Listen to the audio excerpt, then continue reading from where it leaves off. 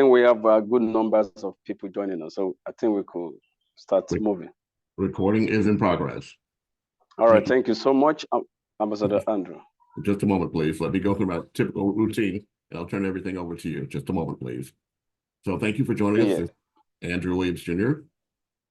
With AHIABGA-TV, but also, of course, for the World Humanitarian Organization for Peace and Equity. This is day 4 or day 3 of our United Nations Human Rights 75th anniversary workshop and celebration. We want to invite all of you to continue to join us as we move forward. Hello to all. Let all protocols be observed. Just a moment, let me stop sharing and introduce myself to you a little bit better. Hello to all, and let all protocols be observed. My name is Andrew Williams Jr. I was awarded the title of Honorable Andrew Williams Jr. by GlobeHealth.net in October 2009. And Pastor James, could you mute yourself and make sure everyone else is muted? I was awarded the title of Prince Andrew Williams Jr. by His Royal Majesty, Dr. Ambassador Chaplain James on August 1st, 2020, of the Easy Igbo Palace in Accra, Ghana, through the auspices of Her Royal Majesty Ugobizi Uba Awunwa. I was awarded the title of Nana Yao Andrew Williams Jr. by His Imperial Majesty Nana Bafor Yanko Fofi of the Akan Kingdom, based in the Ivory Coast, on August 25th of 2020. Most recently, I was awarded an honorary doctorate in December 2021 by the Regnum International School of Chaplaincy for my humanitarian work by Dr. Peter Smith.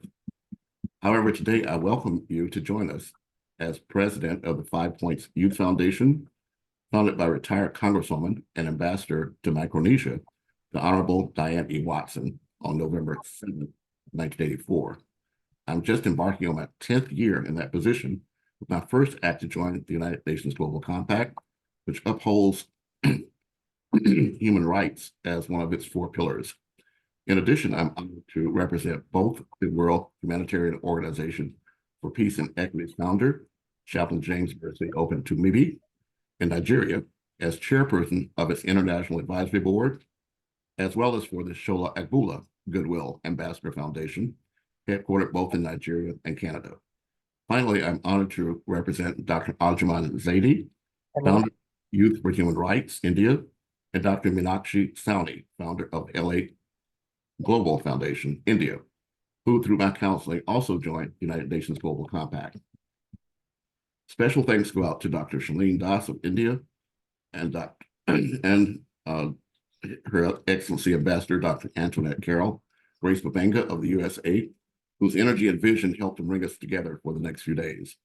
All of us and all of you are exercising human right number 29 by taking responsibility for operationalizing the United Nations Universal Declaration of Human Rights during this decade of action to deliver the Sustainable Development Goals to leave no one behind. I'm here to remind you that it was the Paris Climate Agreement in 2015 that provided the worldwide push for the Sustainable Development Goals as a second iteration of the Millennium Development Goals launched by Kofi Annan in 2000 for us to achieve peace on Earth during our lifetimes. Ironically, at this very same time, world leaders are meeting at the 28th Annual Congress of Parties, or COP28, to find ways to mitigate climate chaos threatening life on Earth as we know it. So before I begin my presentation, I'm turning it over to Ambassador Chaplain James Mercy Obentumibi to open today's session. Thank you very much. Thank you. Thank you, Ambassador Andrew Williams Jr. Thank you for that introduction, and all dignitaries, all our volunteers, all our ambassadors out there, all our representatives from different countries. We want to officially welcome you to this grand finale of this workshop and human rights training. My name is James Mercy Obentumibi. I am the Chief Executive Officer for World Humanitarian Organization for Peace and Equity.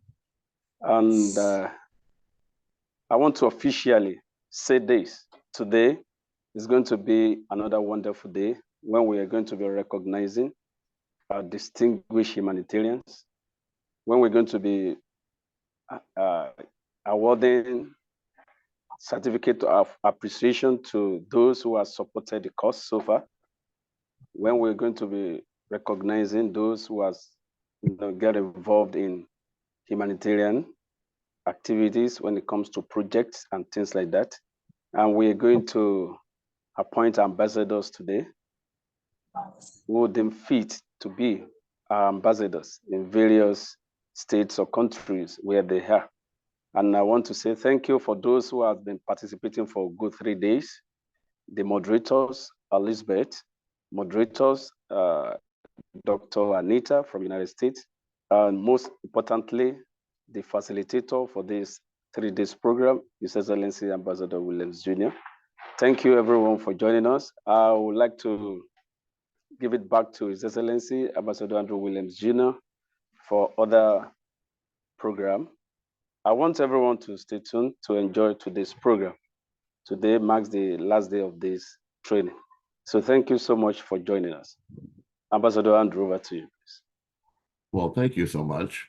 At this time, I would like to acknowledge that we have several guests that are appearing from around the world, and they include multiple ambassadors. As I mentioned to you, our flagship is the AHIABGA-TV, but that was only created through the work of the ad hoc International Advisory Board of Goodwill Ambassadors. That includes His Honorable Chaplain James. It also includes over 100 other ambassadors around the world that have been appointed since 2015. There are several of those that are here now. I'd like to first ask Ambassador Dr. Nailu Weerasinghe from Sri Lanka if she could unmute and introduce herself briefly. We all have communications challenges. Also, just to let you know, please raise your hands if you're able to say hello. That will be Huda Hassan Duri. That would be also, of course, Don Mauricio Boise, who's been unable to join us recently, but he's always been part of this. Datu Pradip Sapkota from Nepal. I see you as well here. And Lloyd Helferty, I see you here. If I say your name, please raise your hands and let us know you're able to unmute yourself. In the meantime, we'll briefly share my screen, if I can here, to just give you a montage of those others who have been part of our collaboration here, not just today, but also for many years. This is just a montage of the different people who have been participating with our events. You'll see some of the faces that you know and are aware of. Let's see if I can, just a moment, please.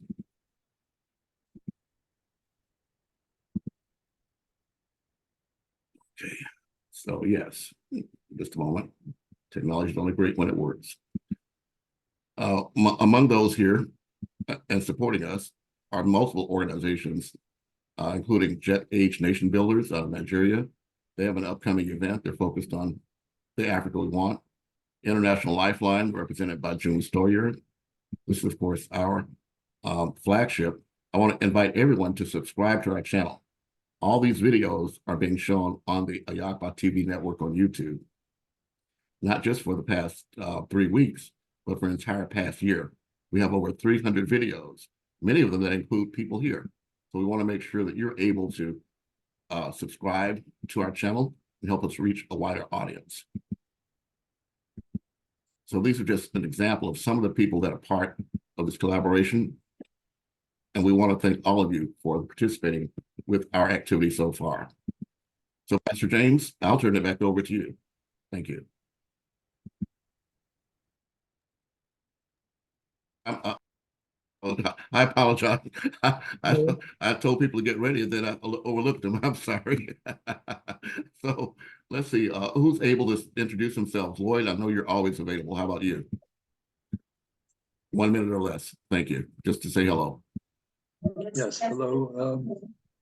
I hopefully am being heard. I can't speak too loud. Yeah. Yes, Yes, go ahead. But I just like to say in summary, I am with an organization. We are calling ourselves UnityNet. We are in the business of helping people to tell their own stories, also empowering people and communities, helping them, especially local communities, lift themselves out of poverty through partnerships and entrepreneurship for the establishment of their own unique, local, indigenous, localized economies that, of course, leave no one behind. 10 seconds. So we're also in the business of creating an impact on all of the global goals, especially around SDG 10, reduced inequalities. So thank you very much. Thank you, Lloyd. Ambassador Dr. Nilo, are you able to say hello to us? Dr. Nilo? Huda Duri, I know you have an upcoming event. Huda, are you there? I'm here, Andrew, I'm here, but I'm getting ready for the other event. So, we're here as Amicus Curiae Overseers. We're with you. We love you and wish you all the best. Well, thank you so much, Huda. We love you as well. Datu Pradap Sapkota from Nepal, are you able to unmute yourself?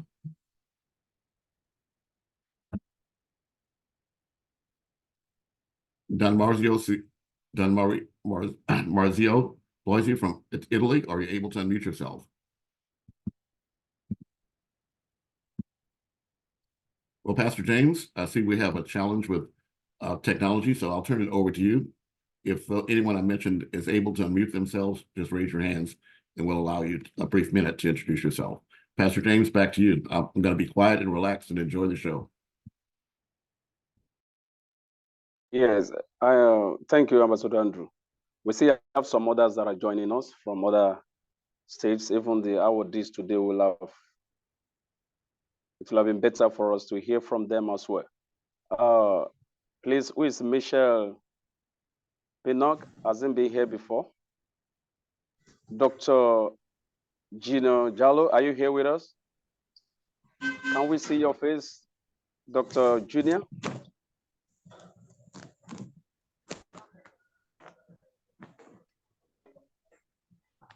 AHIABGA-TV, please, can you mute yourself until you have been called? Dr. Junior, are you there? Okay, Ms. Joy Willis, are you there? Can we just hear from you?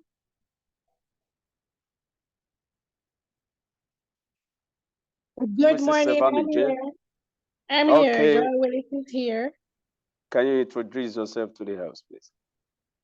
Well, I am Joy Willis. I am from Jamaica.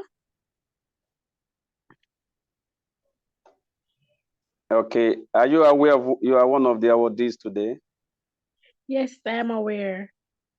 All right, congratulations. Thank Mrs. you, Stephanie J, are you here? Stephanie Jackson? Hello, good morning. Good morning. Can you quickly introduce yourself to us? I'm Stephanie Jackson. I'm living in Cayman Islands. And I am here as an invite from our dear humanitarian Dr. Corey from here to support. All right. Thank you for joining us. I know we still have more people coming on board to join us today. We have more nominees joining us. AHIABGA-TV, please, can you unmute now? Introduce yourself, please. Hello, everyone. I'm Dr. AHIABGA from Nigeria. Okay. I'm a board member of the humanitarian organization for peace and equity. Thank you very much. It's a pleasure to be here. Where are you in Nigeria, please? I'm in Cross River State, Nigeria. Cross River? You just mentioned humanitarian for peace and equity. Yes. I'm one of the board members. Yeah. For what humanitarian organization for peace and equity? Yes. Or another organization? Let us be clear, please. Board member, World Humanitarian Organization for Peace and Equity, a new board member, rather. Okay, from yes. Are you okay from Dr. Yuande, right? Yuande, yeah. Okay, have you met Chaplain James before? Yes, I've met him one of the meetings I joined. Okay, you have met him once. Yes. Okay. Because I'm sure I've not seen you before. I have seen you. So it's a pleasure meeting you here. Okay, it's a mine. pleasure meeting you. Yeah, all right, mine. please, can we have Dr. Pamela? Can you say hi to the house, Dr. Pamela?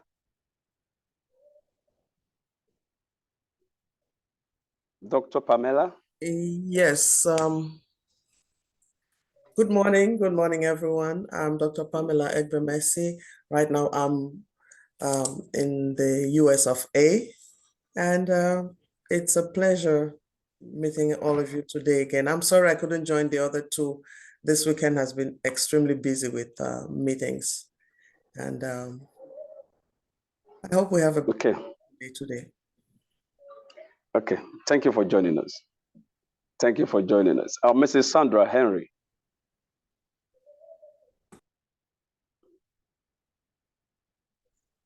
Yes, I'm here. I'm Sandra Henry from Orlando, Florida, Reachback Foundation, Inc. I'm happy to be here. I was here yesterday. It was very informative, and I look forward to aligning my mission more aligned with your mission. Thank you for having me here. Okay, thank you so much for joining us, and others that will be joining us with this. Thank you. We have begun a training since the day before yesterday, 3 days training, which has to be on Declaration of Human Rights. You know, this is the 75th anniversary, and we are having various guest speakers joining us from day one, and we're just trying to call out those we know that they are new in this platform. We know Dr. Tomesha, we know you are here, Dr. Anita, we know you are here, and others that have been coming, joining us severally. So thank you for joining us. And today as well, we're going to at least have the third day workshop before we go into our presentations and things like that. And what you should know is this. What you know as your right, other humans deserve that too. If you want people to respect you and respect your rights, all you have to do is to respect others' right as well. If you respect them, they will respect you. Respect is reciprocal. So if we protect other people's rights in one way or the other, you are also or equally protecting your right. This is human beings. We should respect ourselves wherever we are. And if we keep to this, there will be nothing like violation of human rights. We all have our rights. And if we stand to protect this wherever we meet ourselves, it will give us a better world for everyone to dwell in. Like the number one right to the 30th, you know, we have 30th of the Universal Declaration of Human Rights. We all deserve to have that. So once you are expected to respect other people's rights, so also others have to respect you. Number one says we are all born free and equal. That's it. If you know that, then we should be able, whatever class you have, either rich or poor, we should be able to respect others because we are born free and equally. If you say no to discrimination, that is right too. You should know that irrespective of religion, irrespective of gender, irrespective of language, irrespective of color, we should be able to love ourselves and not to discriminate. Discrimination has never brought peace. And in this world we have, we need ourselves. Male and female, we need ourselves. Old and young, we need ourselves. Black or white, we need ourselves. There's an adage that says, if child's hand cannot take things from higher places, then that child's hand should be able to enter into a bottle, which adult's hand cannot enter into that small bottle because it has bigger hand. And the child's hand cannot reach high places because he or she is short, is not tall. So to respect ourselves, you know that you can easily pick something from up. And if something fell into a very tiny or small hole, you cannot take it. But those younger ones can take it. The point is, we all need ourselves, no matter condition, male or female, old or young. So there should be no discrimination wherever we meet ourselves, either black or white. Then we should all respect life.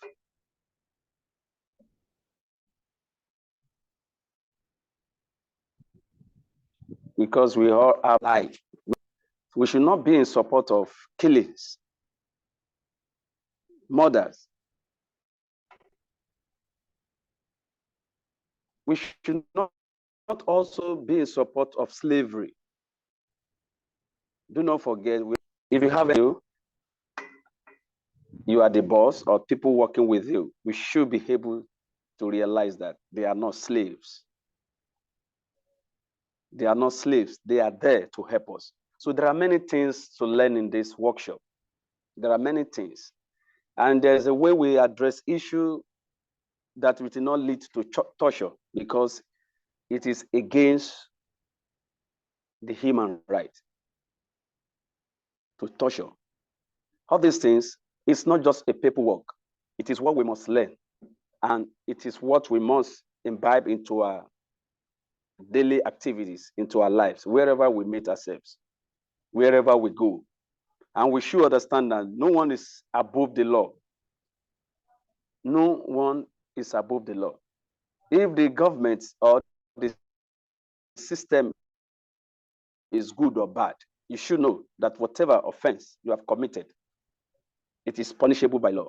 So if you respect the law, you will abstain from anything that is violating human rights. We must also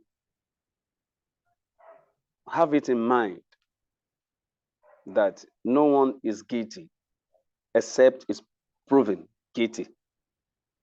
So you can't just jump into conclusion that this is how these things happen. This is the person that caused it to happen or things like that. That is why we have the law. That is why investigation must take place before you could say, because that is what is happening in so many places in Africa. Even the police or the government, once they hear that this is the culprit or this is the person that did this or that, the next thing is slapping, beating, torturing without investigation. So it's wrong, it's against human rights. Even while we are home, all these things, do not think it's afar off. Let's start from our home. It might be your children. You just heard that it's one of them or who took what I put here. One of them, out of fear, might say it is either his younger brother or his younger sister or his elder brother or elder sister, out of fear. And once you hear that, the next thing is to give a slap or start beating without investigating. So all these things, do not let us look it as if it's far away. No. Let's start from our home. At times from our home, with our children, with our family, we are violating their rights. Don't think we are talking about when we meet people outside. Let's start from our home. So all these things is part of what we need to learn. We need to understand, even in our marriages, in our homes, in our organizations, in our ministry, wherever we have ourselves, then we should be able to give the sense of this freedom of expression. Whatever happens, let anyone that is involved be able to express him or herself. And if it is finding difficult to express better, we should be able to come down to help such person out, because not everyone can speak fluently. So we should be able to hear them out. It's part of what we must learn to have a better life. It's part of what we must learn. And also, we must believe that we are truly born equally. We are same family, fine. But everybody has right to freedom to any organization, thought, or belief, or faith it might want to choose. It has its right to say, this is who I have believed or decided to follow. This is the path I have decided to follow. When it comes to faith now or religion, we should not say it is against your family stuff, your family this or that. No, no, no, no. Everybody has the right to say, this is what I want, or this is what I want to do, or this is what I believe. All these things is part of what we have come to learn, to share ideas together. Even democracy, you have right to say this is what, or the party you want to belong, this is what you want to do. So all these things is part of what we must learn and understand. I'm just saying this to prepare our mind that this human right we're talking about is not something far away. It begins from every individual, from our homes, from our family, with our children, with our husband, with our wives, with our relatives. If we're able to do it well from home, then it will be easier for us to relate with anybody, anywhere we meet ourselves. And I think with these few points we have just highlighted here, it will encourage us to say, yes, we're ready to respect ourselves and to keep to this Universal Declaration of Human Rights. We are here to respect and promote ourselves. So thank you. I will hand over to His Excellency Andrew Williams Jr. to quickly take us in this final stage of this Universal Declaration of Human Rights that we have started since the day before yesterday. So thank you so much. His Excellency Ambassador Andrew Williams Jr. Over to you, please. Well, thank you very much. Again, we've had people that have joined us from the beginning, and I would like to open the floor up again to anyone that has not yet had a chance to say hello, and then we'll proceed to today's presentation. It'll be relatively short, Pastor James, and then I'll turn it over to you for the awards portion of the celebration. So again, this is your call. I see Ambassador Nilu from Sri Lanka. I see, again, Sapkota from Nepal. I see Lloyd has already introduced himself. Shaleen from India. Are you able to unmute and say hello to our guests? If not, I'll begin the final presentation. Yes. Hello, everybody. Hello, Dr. Chaplain James Mercy. Hello, Dr. Andrew. Hello, Dr. Florence. Hello, Dr. Anita. Hello, Moses. Everybody who all are watching me, Justin, Sandra, everybody's there. Namaste all the way from India, and happy International Human Rights Day. And many thanks for bringing people in this platform for the last 3 days. We were learning so much, we were hearing so much, and back-to-back sessions. It was amazing. Thanks to WHOPE Nigeria, thanks to Dr. James, Dr. Andrew for making this happen. And it's a global celebration of Human Rights Day indeed. Thank you so much, sir. You're very welcome. I do see a note in the chat. Amicus Curiae Overseas has to leave briefly, but now if you could unmute yourself and you have a 5-minute presentation or speak, now's the time. Yes or no? Yes, presenters Huda. Go right ahead. Okay, greetings. Like you mentioned earlier, I am preparing to go to another meeting. We're hosting birthday for Sultan for Harar today. I wanted to respect our ancestors' legacy, as well as from Queen Sheba's castle in Harar, Ethiopia, as well as, to give honor to and respect to Honorable Auntie Diane Watson, and for what you're doing here today. And like I said, I'm from Harar, Ethiopia. It just won UNESCO's Shawwal Eid, which is a jubilee, shining jubilee, had just been recognized as a integral part of the culture in Harar, Ethiopia by UNESCO, United Nations, and also, this is in legacy of Queen Sheba's honor, where wisdom is better than gold and silver. And then you also have a treaty of 1904 between Ethiopia Empire and America that we are, the 80th anniversary is 2024. We're in honor to that and respect to that treaty still. and wish all peace and love and jubilee. Thank you for being here, and we look forward to a joyous life with love, equity, and freedom to all, one and all. Well, thank you so much. I do want to share with you again that Pluto's company, Eat Choice, is one of our key sponsors. So we do appreciate her work. And we want to give thanks to all of our supporters around the world for helping us to reach out, not just in the United States, but in Canada and Bermuda and around the world. Thank you so very much. Thank you, Peace. And I'm about to begin the final presentation. So now's the time to raise your hands if anyone would like to make any comments now. My presentation today will be relatively brief, and then I'll be turning it over to Chaplain James.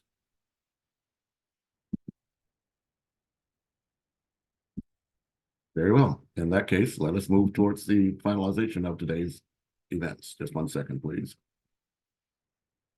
In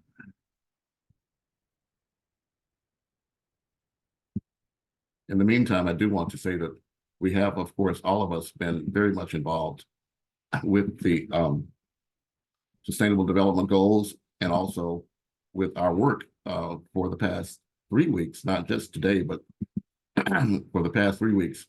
It began with a description of what the Sustainable Development Goals were. And then we moved forward to talk about the United Nations Global Compact. Then we talked about the need for us to address the Sendai framework for disaster risk reduction. We dealt with disaster awareness, disaster planning, disaster preparation, disaster recovery. And then finally, for all of this week, we've been dealing with the underlying basis of human rights for all of us. But I want to make this more than just a workshop for today. Each day I've been providing you with information that you can follow up. For example, for the human rights, youthforhumanrights.org is where you can find information on all the 30 human rights.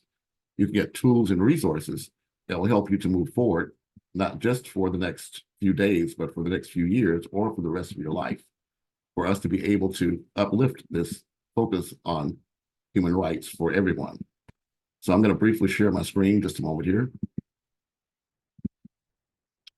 I'm going to briefly share my screen to remind us of what brought us here, as long as my computer will assist me in doing so. Just a second. So this is what brought us here today. This is about human rights 75th anniversary. The time for human rights is now. In 2023, we commemorate the 75th anniversary of the Universal Declaration of Human Rights. Let's see if I can, again, adjust my technology here. In 2023, we commemorate the 75th anniversary of the Universal Declaration of Human Rights, which coincides with the 30th anniversary of the Office of the High Commissioner for Human Rights.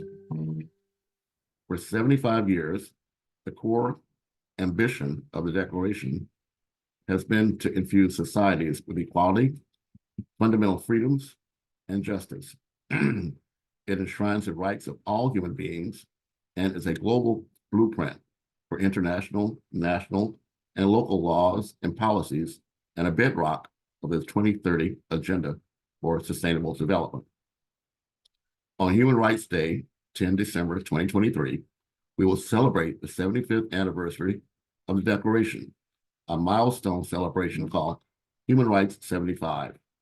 Human Rights Day will capture all the moments from this year's commemoration and seeks to increase knowledge on the universality and indivisibility of human rights, especially among young people, inspire people to create a movement of shared humanity while empowering them to fight for their rights and take action.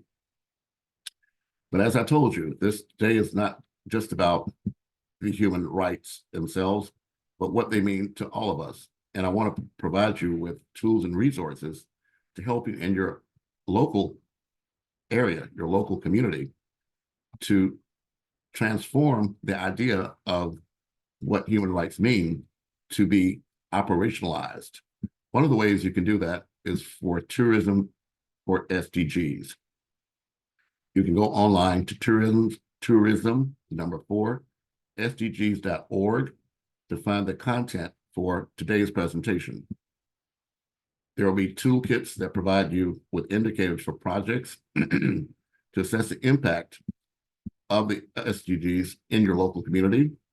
But on this website as well, you will find, in fact, all the 17 Sustainable Development Goals, but this time it allows you to adapt each goal to your tourism activities in your local community.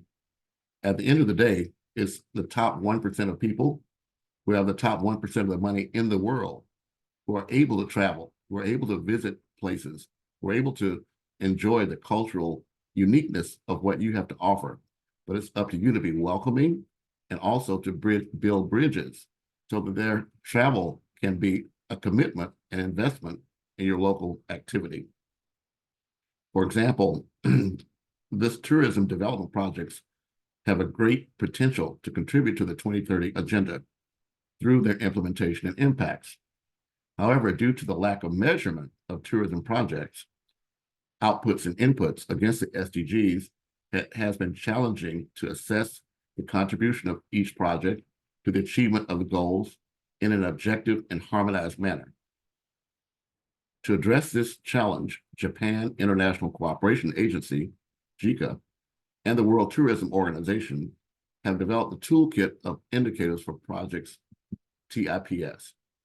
You can go online and simply download this book by clicking this link, and you'll have your own toolkit to be able to go through the achieving the Sustainable Development Goals through tourism toolkit of indicators. This may not be something that you and your local area have been paying attention to, but the idea is that it's only you that know what's happening in your local community.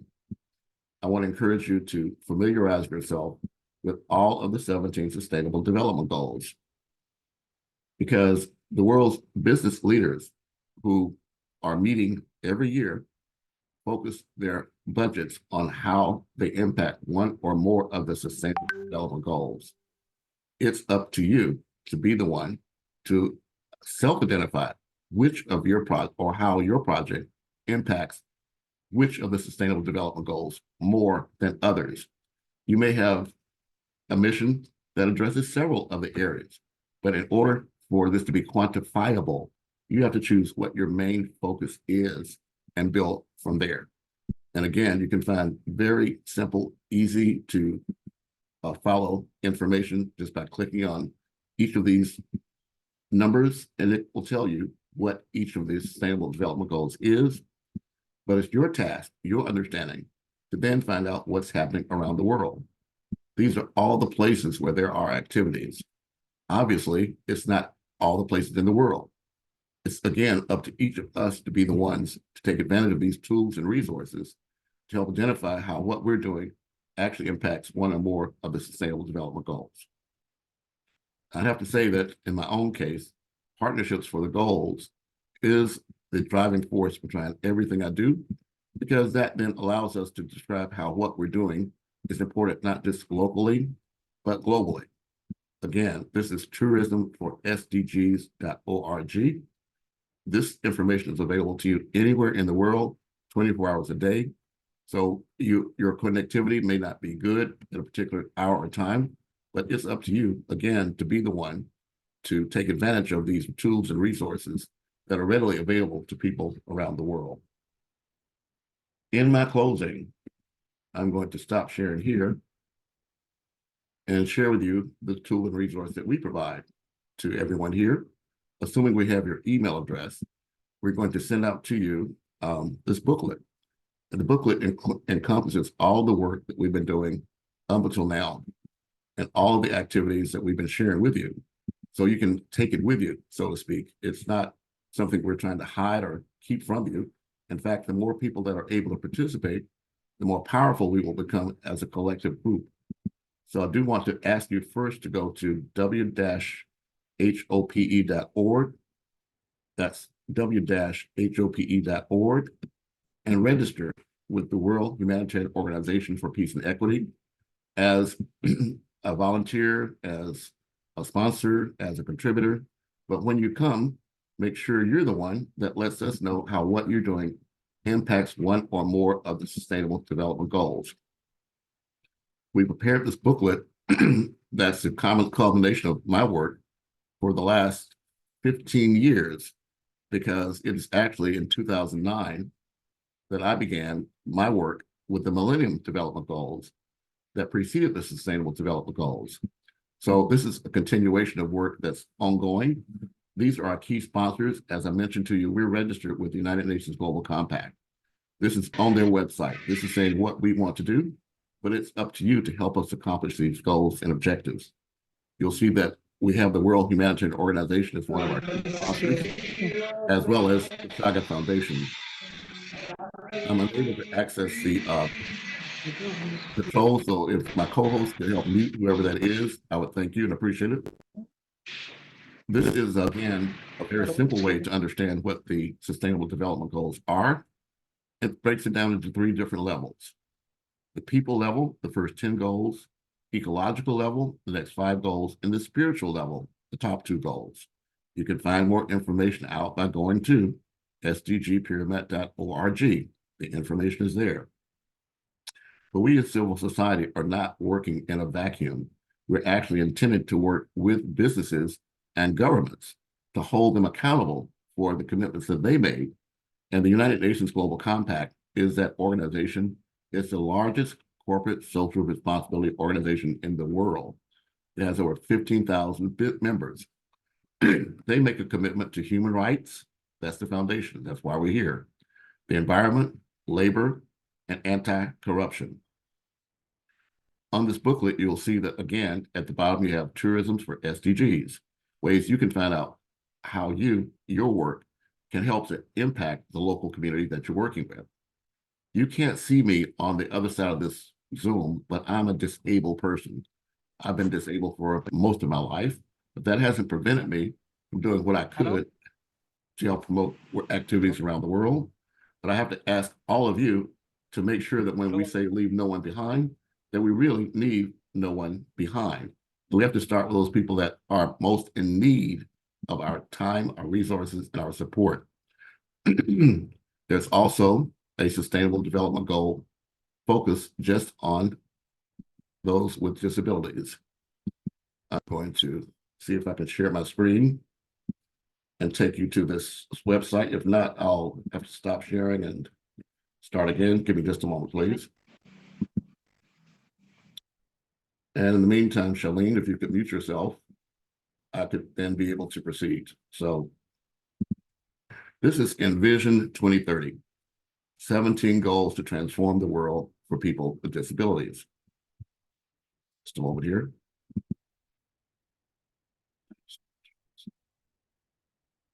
This information that's not being hidden is in plain sight.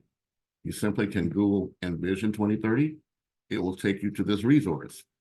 In this particular resource, it actually breaks down the 17 Sustainable Development Goals and provides tools and resources to find ways that you can help be fully inclusive for persons with disabilities.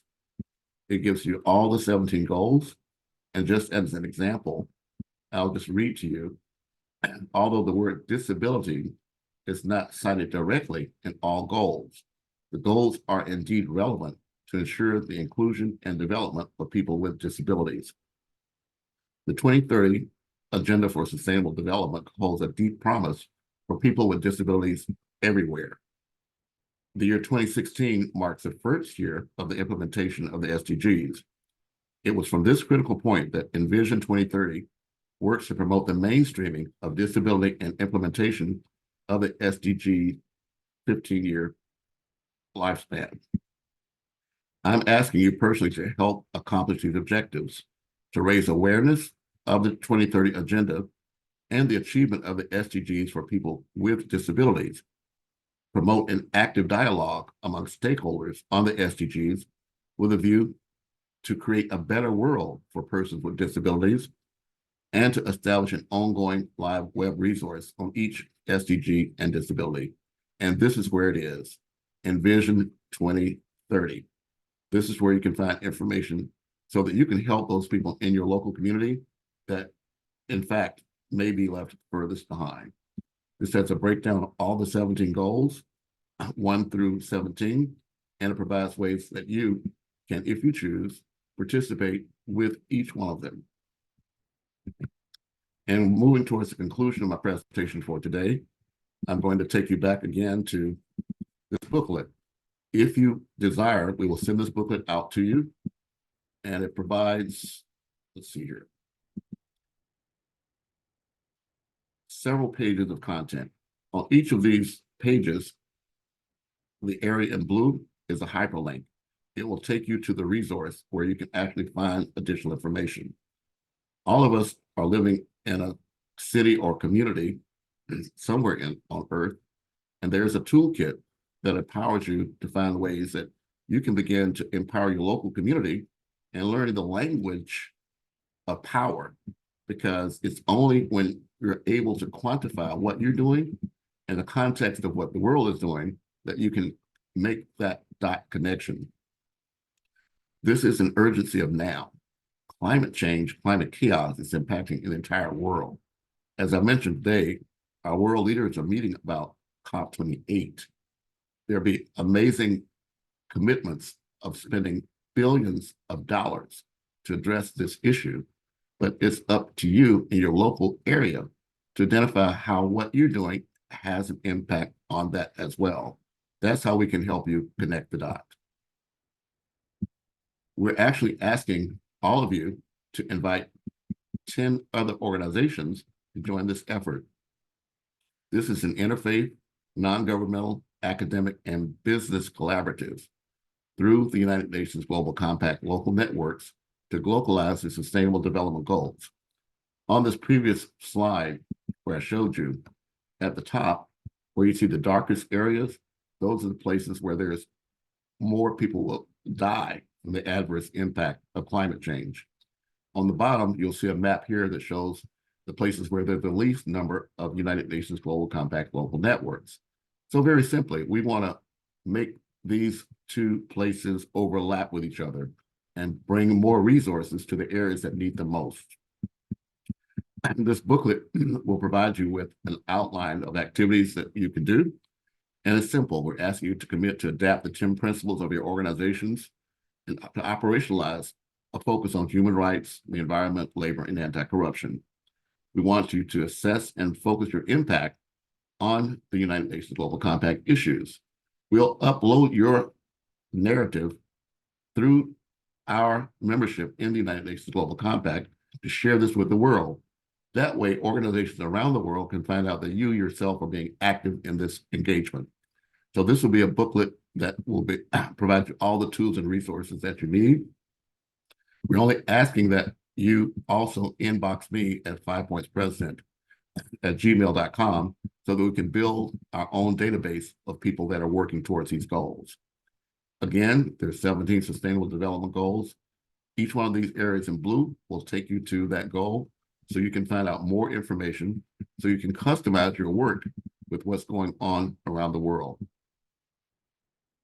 I mentioned to you the United Nations Global Compact.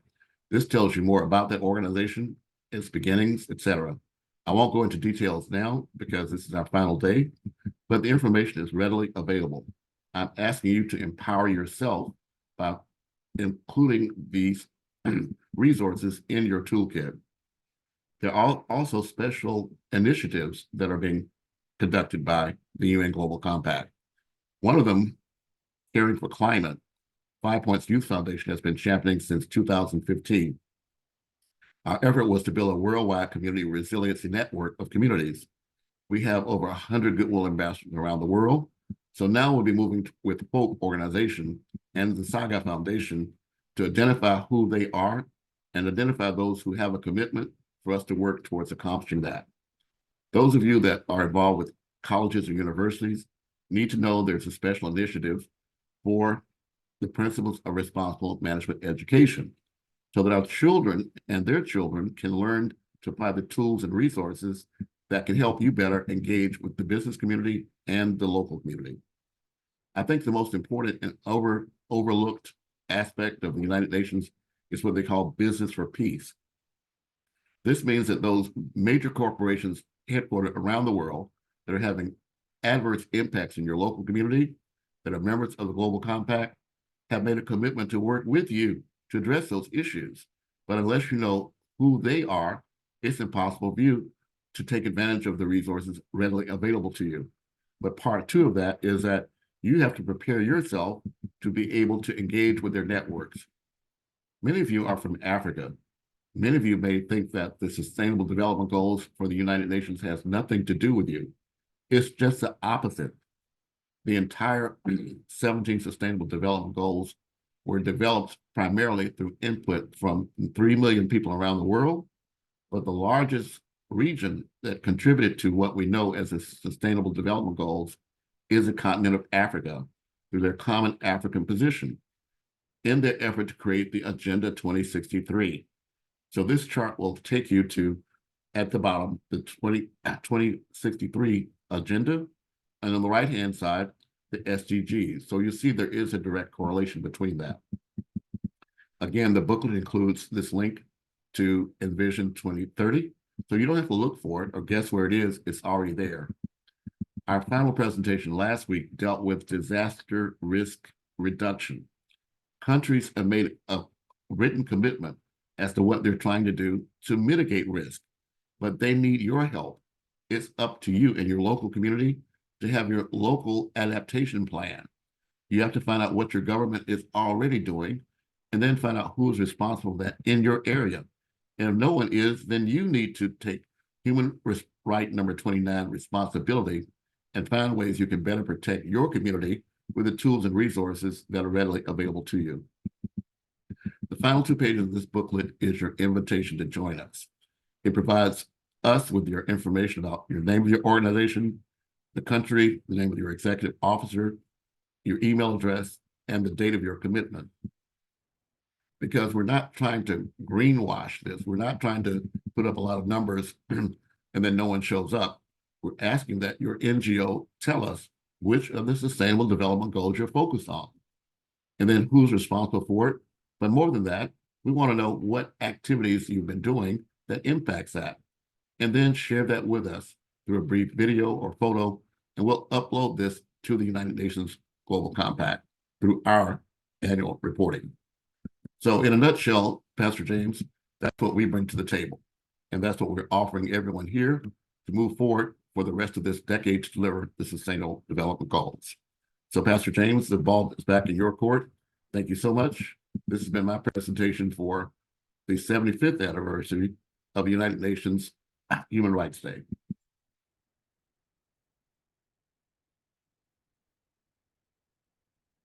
Yes, Chaplain James, this means you. I'm done.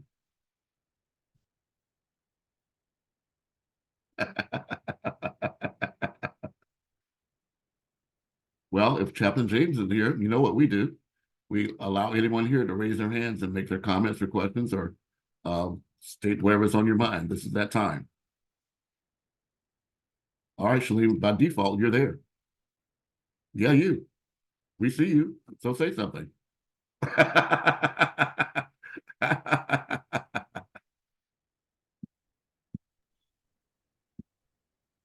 Can you hear me? Now we can. Yes. Again, Dr. Andrew, it was so amazing because for the last 3 days, even I was learning from you. Thank you so much for your presentation and showcasing as the fact. And it was amazing presentation, and having International Human Rights Day to the American hero, Dr. Andrew Williams. That's all I want to say, because it's my day, it's your day, it's our day. And today we all are enjoying our International 75th Human Rights Day worldwide. And it's so amazing. So Dr. Andrew, you just tell me what current domestic violence you can see in America. That will take up the rest of the presentation. Because the domestic violence is not limited to the United States. Of course, it happens around the world. But that brings us to, again, the fact that the oldest discrimination in the world has been, unfortunately, against males and females. But in order for us to move forward, we have to, again, give the right and respect of every individual the same right and respect that we have ourselves. I think that may be the very first way that we're able to move towards accomplishing that objective. I do see a hand raised by Dr. Young Piero. I do want to, again, remind you that Dr. Young Piero is the CEO of Jet Age Nation Builders, and he's having, well, I'll let him speak about it. Okay, Dr. Young Piero, would you able to unmute and introduce yourself, please? You can take 2 to 5 minutes for your introduction and presentation. It's always nice seeing you and interacting with you, Your Highness. And I want to celebrate your capacity, your consistency over the years. Since I've come to know you, I've seen passion, I've seen commitment towards saving the world and advancing the cause of humanity. You have always been in that in the forefront of discussion. Sometimes I wonder if you don't sleep. Sometimes I wonder how you get all information that is global. And whenever we need information, we'll come to you to give us information. Though you are not in Africa, but you know more information than thousands of persons in Africa, if not millions. So going forward, I want to appreciate you for all you do. And for everyone, I know we have 38 participants now. I could see Africa is well represented. Going forward, our mission is more critical than ever before. And we have underscored strong need for partnership and collaboration across boards. Because we know we cannot do it alone individually, but rather we need to start building bridges and breaking down walls. These are the best ways we can actually solve the human problems that we face today. As the year rolled by, we are solving problems and we're seeing new challenges. So we are living up to the task to see how we can work in synergy with other like minds across continents, across nations of the earth, to see how best we can fix it.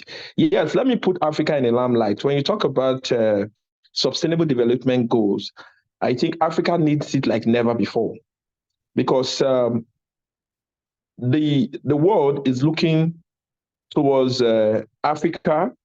Africa has got the population, Africa has got the resources, Africa has got the whatever you want to put together, Africa has got all of them. But what we don't have presently is the mindset. So we need to work seriously on the mindset of Africans and encourage people all over the world to come to do business in Africa, invest in Africa, industrialize Africa, and even relocate to Africa. The problems we've been having in Africa is the visa issues, the movement in Africa, and the policies.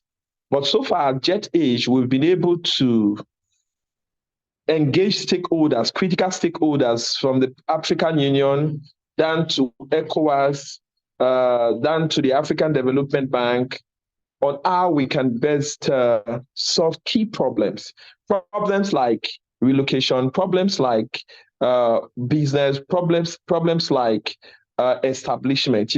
So all of this put together, we are now leveraging on our young population, on our young innovators, on our young policymakers to see how best we can work in synergy with the leaders and friends of Africa. Like what the United Nations Global Compact is doing in Africa is fabulous. They were with us in Mauritius last year, and they've done a lot in Africa. In as much as we want them to still do more, we as Africans are living up to the expectation, are living up to the task to see that we actually meet our needs. Like you see now, we have the African solution for Africa problems. We have gone further than that. Now we're talking about the Africa Continental Free Trade Agreement that have been passed into law. But we need the resources, we need the right mind to be able to make that law, that establishment function in its full capacity. We have also come up with the future is now. The future is now is an Agenda 2063 that between now and Agenda 2063, the leaders that came together to put that document together, most of them are not going to be alive in 2063. So they have started visionary thinking. They've started seeing the future of generations to come. And that is the way Africa will work. Formerly, our leaders don't see the future. What they see is the present. Our politicians want to think about next election, not next generation. But the ball game is changed. The standard of which we're thinking now is really changed.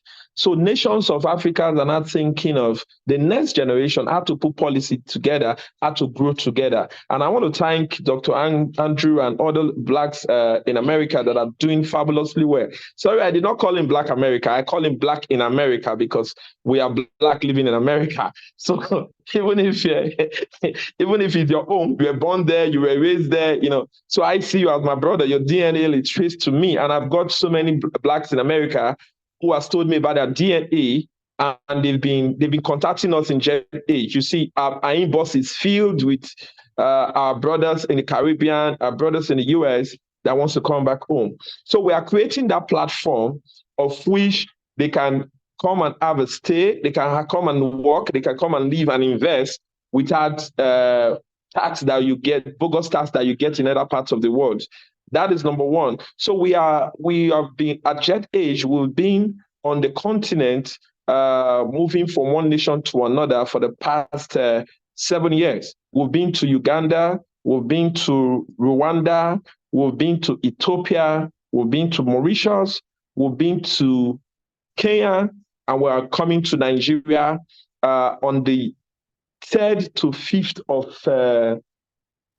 of April, where we are going to be using the presidential villa and also using the International Conference Center, because we are going to be expecting large turnout from young Africans across the continent and investors, business gurus, from business gorillas from every part of the world. But our focus more is on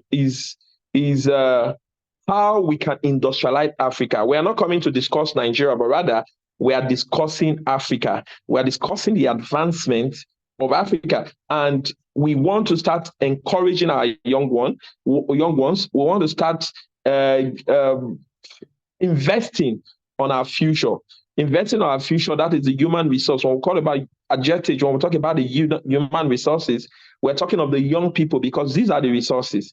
They have their right thinking, they have every other thing. And the leaders are key, and they are working with us. You could see in that sitting, you will see stakeholders from the government, from private sectors, from organizations. You see the African Union, because we are actually organizing it for the African Union. That's why you could see that logo coming first. We are bringing the ECOWAS on board. The African Development Bank is on board, because they have a lot, just as the United Nations Global Compact and the United Nations Development Program is doing. Africa Development Bank is ready to invest billions of dollars into injecting billions of dollars into sustainable development activities in Africa. So these are the things we're calling young people to come out for. Come and tell us your idea. Come and tell us come and show us your innovation. We're going to have booths. We're going to have pitch. Come and pitch your idea. If it's good, you're going to have on the spot investor that's going to invest in your dream, invest in your product. Young people in Africa, what they always tell us is that they don't have money, they have idea. No, we are not talking about your idea any longer. We have moved from that stage of talking. We are in that stage of acting, because we know entrepreneur has never been a problem in Africa. The problem we have in Africa is resource. It's getting the right resources to invest in the right place. Good enough, we have Dr. Andrew. They know where the money is. They're going to bring the money to Africa.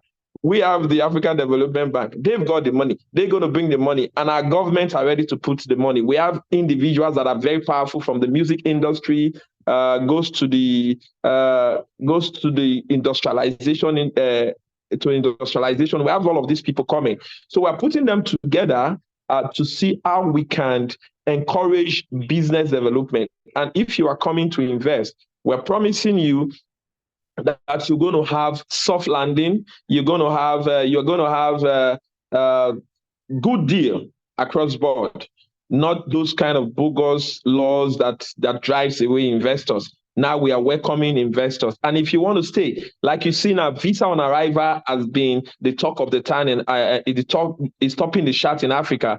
because every nation in Africa is working towards that line to do visa on arrival. And free movement for African is on board now. Nigeria will be lifting theirs. In this conference that we're having in April, you will see the president talking about visa free for Nigeria. These are things we've worked on over the years, and it's coming to practicalization. Visa free for not just for Africans, but global.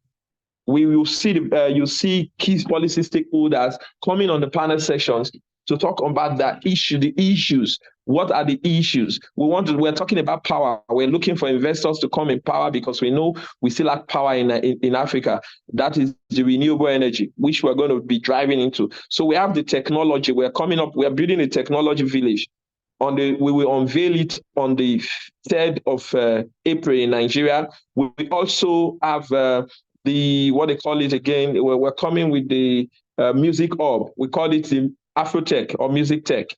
That one is going to be a very massive one because we know we have raw talent in Africa. So we're going to be building a village for them where you are creative in the Afro industry, in the cultural industry. We are creating a platform for that. Of course, in real estate, we are doing fabulously well to see how we can bridge the gap, putting the dots together and making sure that things work, not just for Africa, but for our brothers all over the world and friends of Africa. The list goes on because of the timing. They gave me 25 minutes. I don't know if I even talked. I thought I'd just talk for 1 minute. Maybe, Doctor, am I just starting my time? Oh, well, actually, it was 5 minutes, not 25, but thank you for your presentation. All right, let me leave the guys now. All right. Love y'all. Dr. Antoinette Grace McBarger, you have your hand raised. Dr. Antoinette, can you join us? Yes, yes. Hi, everyone. Ambassador Dr. Antoinette Grace-McBarger here. I'm supposed to be one of the presenters. I don't know if it's my time now, but how do you follow after such a great presentation from our brother who just spoke? And this is actually what we want to see. This is the Africa we want to see. This is the Africa that we all dream of. An Africa that is ready to move forward, an Africa that is ready to step up to the plate and get the work done. We are a little bit, if I can say, tired of long speeches. So I always get very excited when I meet my young brothers from other places, and we are literally like fired up to make our continent stand out. So just one of the comments I wanted to make after this presentation, but I don't know if it's my time yet, Dr. Andrew. Take it. Hi, Chaplain James. How are you? How everyone? This is a great day for all of us, if I can say, human beings. Yesterday, I gave everyone here an assignment that you were supposed to go and find out among all the resolutions that we have, which one is it that you choose to apply every single day. I'm not going to be calling out any names. So if you can help us, maybe in the comments, if you can put which one of the resolutions that we have that you think, not only that you identified most with, but the ones that you really choose to implement all 365 days of the year, 52 weeks, right? And whatever many hours that we have. It's always good after a presentation to see that we are actually starting to implement what we have heard. Mine is I choose two. The first one is that every human being is equal. I'm going to keep on repeating it. It sounds to me it's like a mantra. I'm going to have that printed out, put it in my office, hang it in my bathroom. Again, like I said yesterday, just as a reminder that in spite of our color differences, socioeconomical differences, no matter where you are from, you deserve to be treated right. You deserve to be treated with respect. You deserve to be treated with dignity. And especially when we talk again, like gender issues, our African continent, we still have a lot of work to do to change the mentalities, the way our patriarchal system views women, the way they view children. it's appalling to notice, like in my home country, like in Cameroon in 2023, young girls who are probably like 9, 10 years old are being married to men the age probably like Dr. Andrew or Chaplain James, and people find that it's right. We have to be able to stand up against such behavior. It's appalling to see that around the world, we still have communities where girls don't have access to equal quality education as the boys. Those are things that the United Nations Universal Right of says that we have to be able to stand up against, because again, all of us are born equal. So if we are giving quality education to our boys, the girls deserve the same. I see, I'm going to be reading some of the comments here. Keep them coming. Yes, I see somebody's talking about equity. Yes, reduce inequalities. We have communities in India, in China, where even here in the United States, Southwest DC, Southeast DC, where communities are going through gentrification. One, we still have levels of poverty that you cannot explain. One of our presenters yesterday works in Florida, and she talked about food insecurities, even in big, if I can say, developed countries, in between brackets, like the United States. Not everybody has access to food, and it's just not any food, but quality food, because right now like in poor communities, it's as if we are being fed junk, mostly junk food. So we have equality, we have equity. My mantra is all humans are born equal. I don't know if anyone, I'm just reading the comments here, if anyone else wanted to add something else that they choose to live by, to apply. Dr. Andrew made a great presentation yesterday as well. And even like today, just to remind us of what we are supposed to do to make our humanity thrive forward. Because sometimes when so those of us who are humanitarians, every time there's a war that is started somewhere, every time there is like a natural disaster, it's a little bit like you're being triggered, So I'm just appealing to everyone to try to work as much as possible to implement these goals in their daily lives, to try to implement them at home. Yesterday we talked about it. Home is where everything has like a beginning. You cannot come to trainings like this and then you give good speeches. You go to your work as a professional, and everybody appreciate you, and then we go to your house and it's total chaos. And maybe like you're an abusive husband, or an abusive father, or an abusive mother, or I don't know. It's just like you don't implement the same things that we are teaching here. So we are just trying to make sure that all our participants are able to pick at least one of these goals and I apply them. I'm looking here in some of the comments. Somebody says that we have to work towards eradicating poverty and providing quality education for boys and girls. That is actually awesome. Yes, that's also a part of the goals that we are celebrating today. So 75 years of working to make the world aware about some of these goals. It's not 75 days. It's not 75 hours. So we would like to give each other a big round of applause for those who are already implementing these goals in their daily lives, and then also even encourage those who are still working towards them. At the end of the day, we all want a better society. We all want a better world for our children, because again, when you pay attention to what's happening in our world, it's a lot. I live in the United States, where young kids in elementary school are afraid to go to school because of mass shootings, for example. So we live in a world where we just had a global pandemic. It's as if we are all triggered by something, like something might be going wrong. We live in a world where, I don't know if such words are allowed in our presentation here, where we have threats of terrorism, right? So it's up to all of us to do what is right. And it starts by implementing these goals. I sit in a committee with DC Chief of Police and some other community leaders in Southwest DC.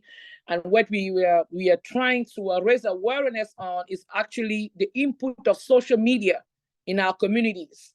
So it will be great, maybe like on a day like this, on your Facebook page, please, you can remind the world what we are celebrating today. If you go on Google, you will find so many stickers, so many posters that you can actually upload into your social media pages just to remind humanity that it's important for us to work together, hand in hand, to build a better society. A lot of things start on social media, they spill on the streets, and then it turns into hate speech. And we all saw with the example of a country like Rwanda, where brothers and sisters who did not believe that all men are born equal decided to choose all types of weapons to kill each other. It took a while for our brothers and sisters in Rwanda to rebuild their country, to rebuild trust among themselves. But right now, that country is thriving. And that's what we want to see.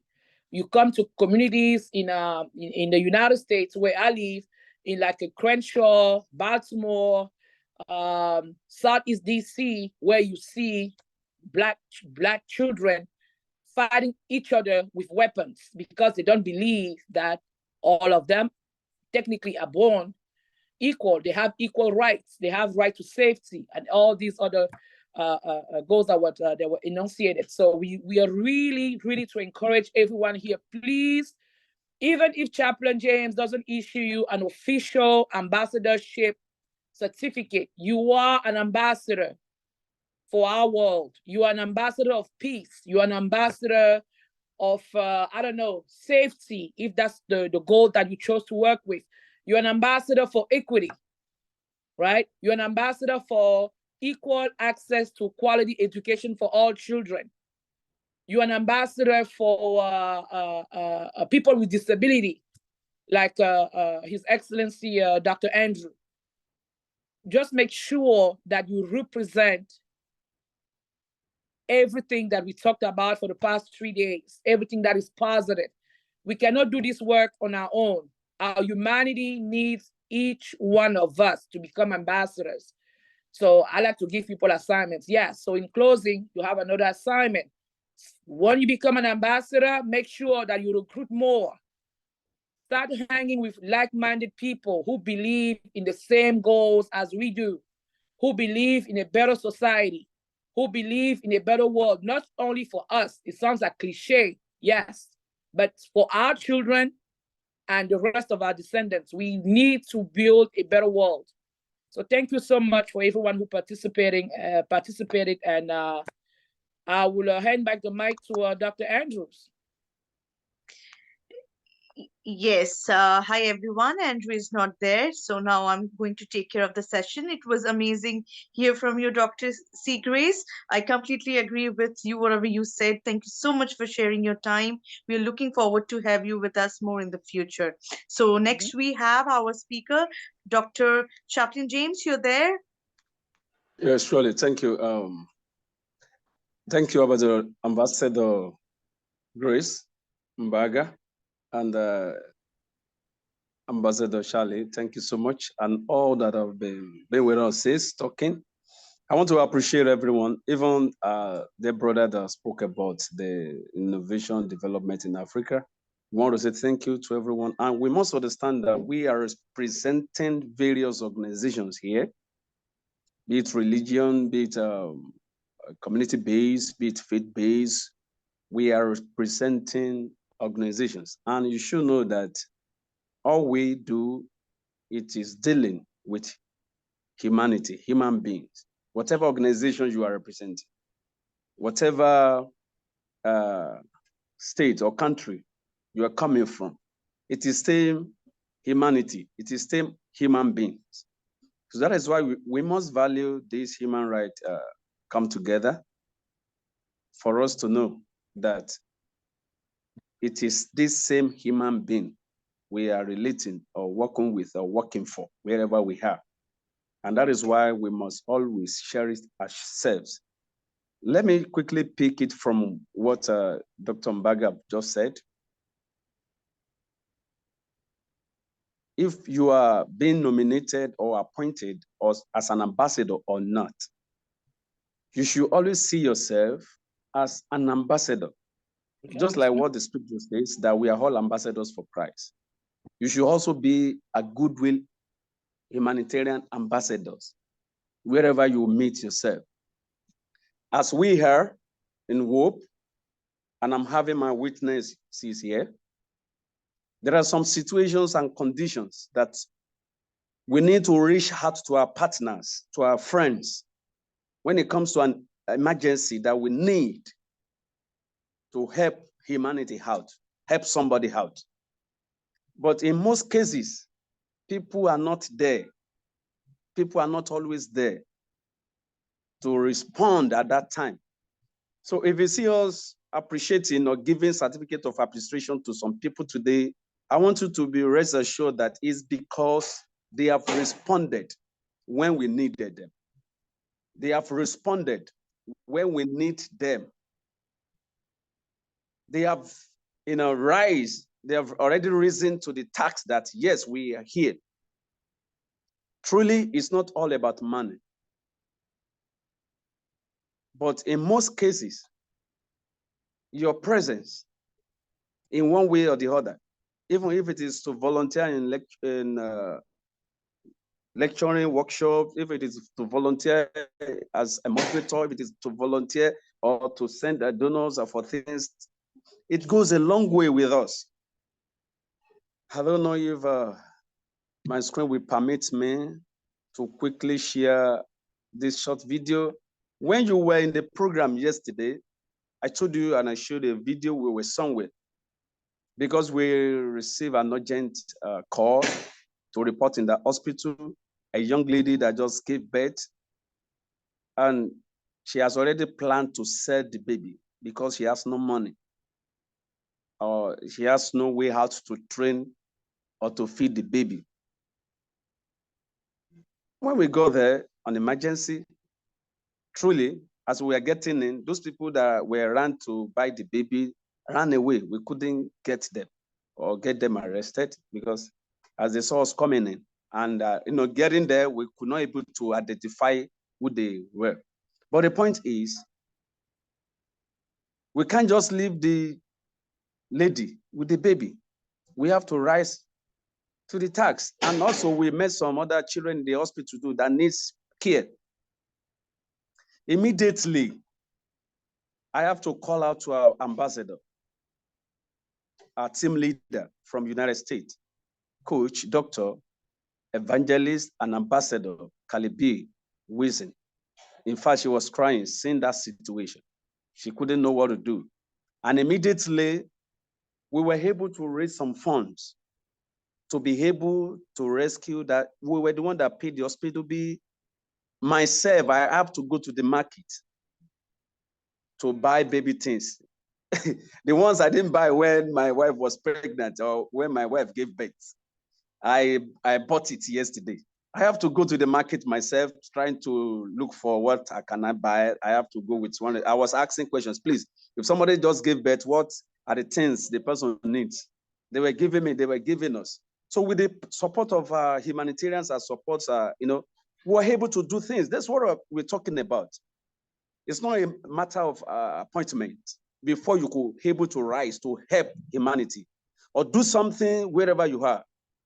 And as an humanitarian or goodwill ambassador, you must be able to answer calls whenever you are being called upon for prayers, for anything they might want to do.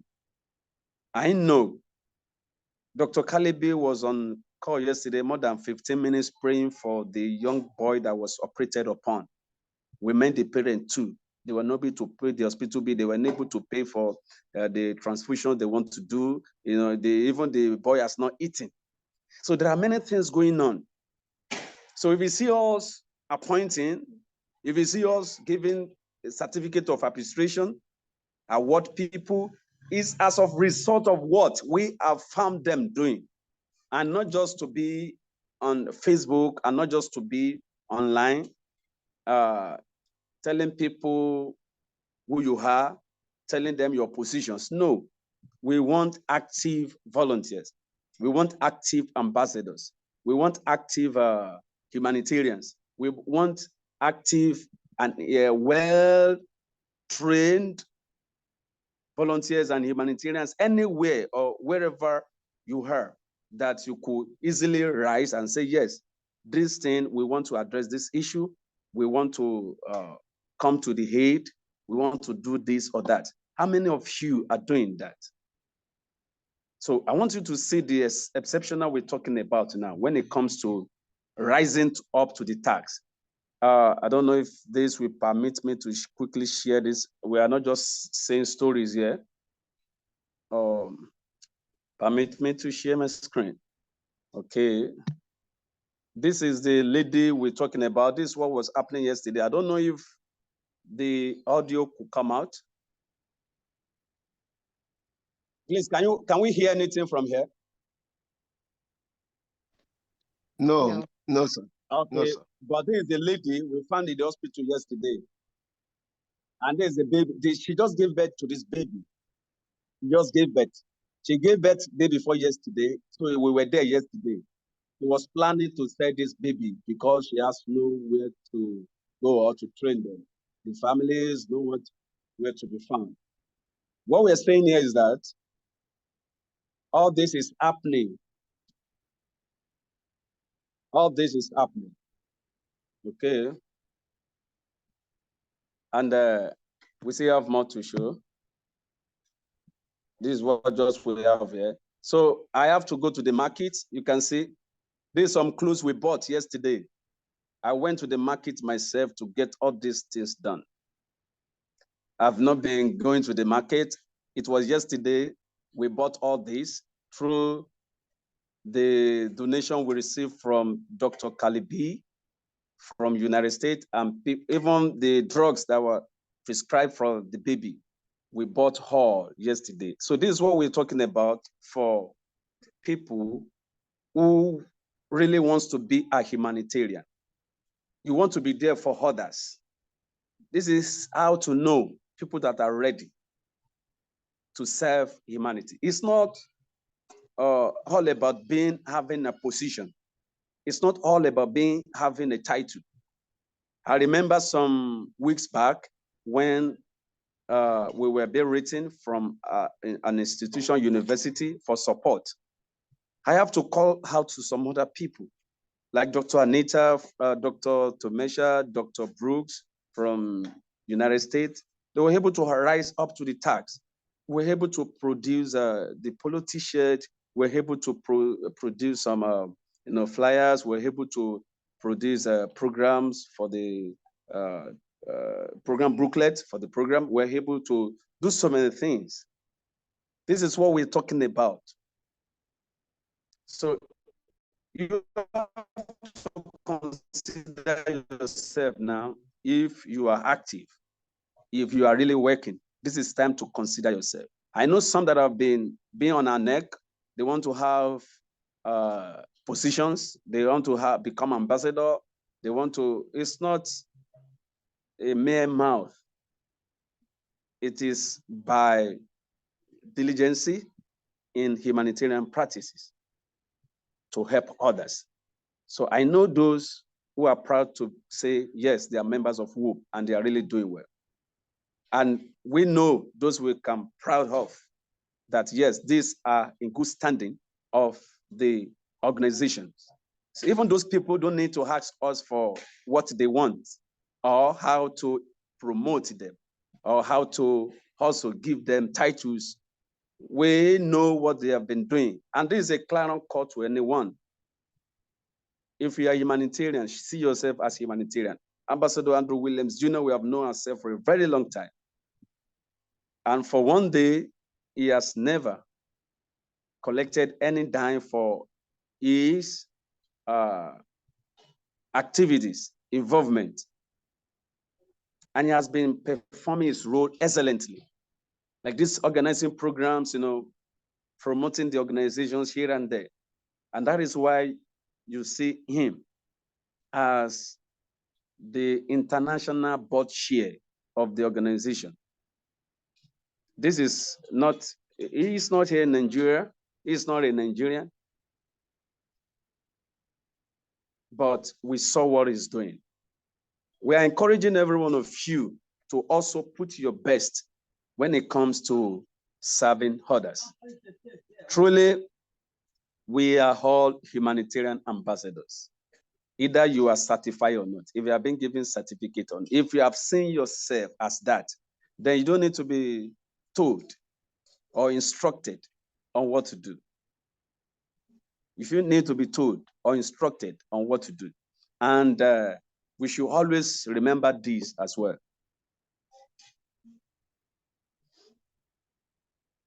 It is through your involvement in humanitarianism that we equally pave a way for you in the humanitarian sector. I will repeat that. It is through your involvement in humanitarianism that we equally pave a way for you in the humanitarian sector, showing that you are really there. And if people want to reach out to say or to see who they could call upon or contact for this program or the other, they could easily get to you because they know you're already in the business. You're already doing it right. So that is what I would say for now. And Dr. Andrew Williams, do you have something to say before I share my screens on the hour this? Thank you. Yes, thank you so much. As I said, we have goodwill ambassadors from around the world, many of whom are just able to join us briefly. Some of them are not able to unmute themselves, but I do want to give special thanks to one of our ambassadors who is here from Sri Lanka, who's been with us since 2015. And this is an example of the booklet that I showed you earlier. We'll provide a booklet that has your picture as a WHOPE Goodwill Ambassador on the booklet that I showed you earlier so that you can distribute it throughout your network and we can all work together collectively to accomplish our goals and objectives. And there's another, excuse me, another of our Goodwill Ambassadors, her name is June Stoyer. She too has been with us since 2015. Her current work is with an international lifeline agency. So we work not just with the people at the bottom, but with the people at the top. As I mentioned to you earlier, the top 1% of people around the world are the ones that are doing the traveling. They're the ones that may make a difference in your local community. You need to engage with them. But we also provide opportunities to provide support services to them as well. I'm going to briefly share this brief video with you. It's about 3 minutes long for the work that June is doing. Just a moment, please.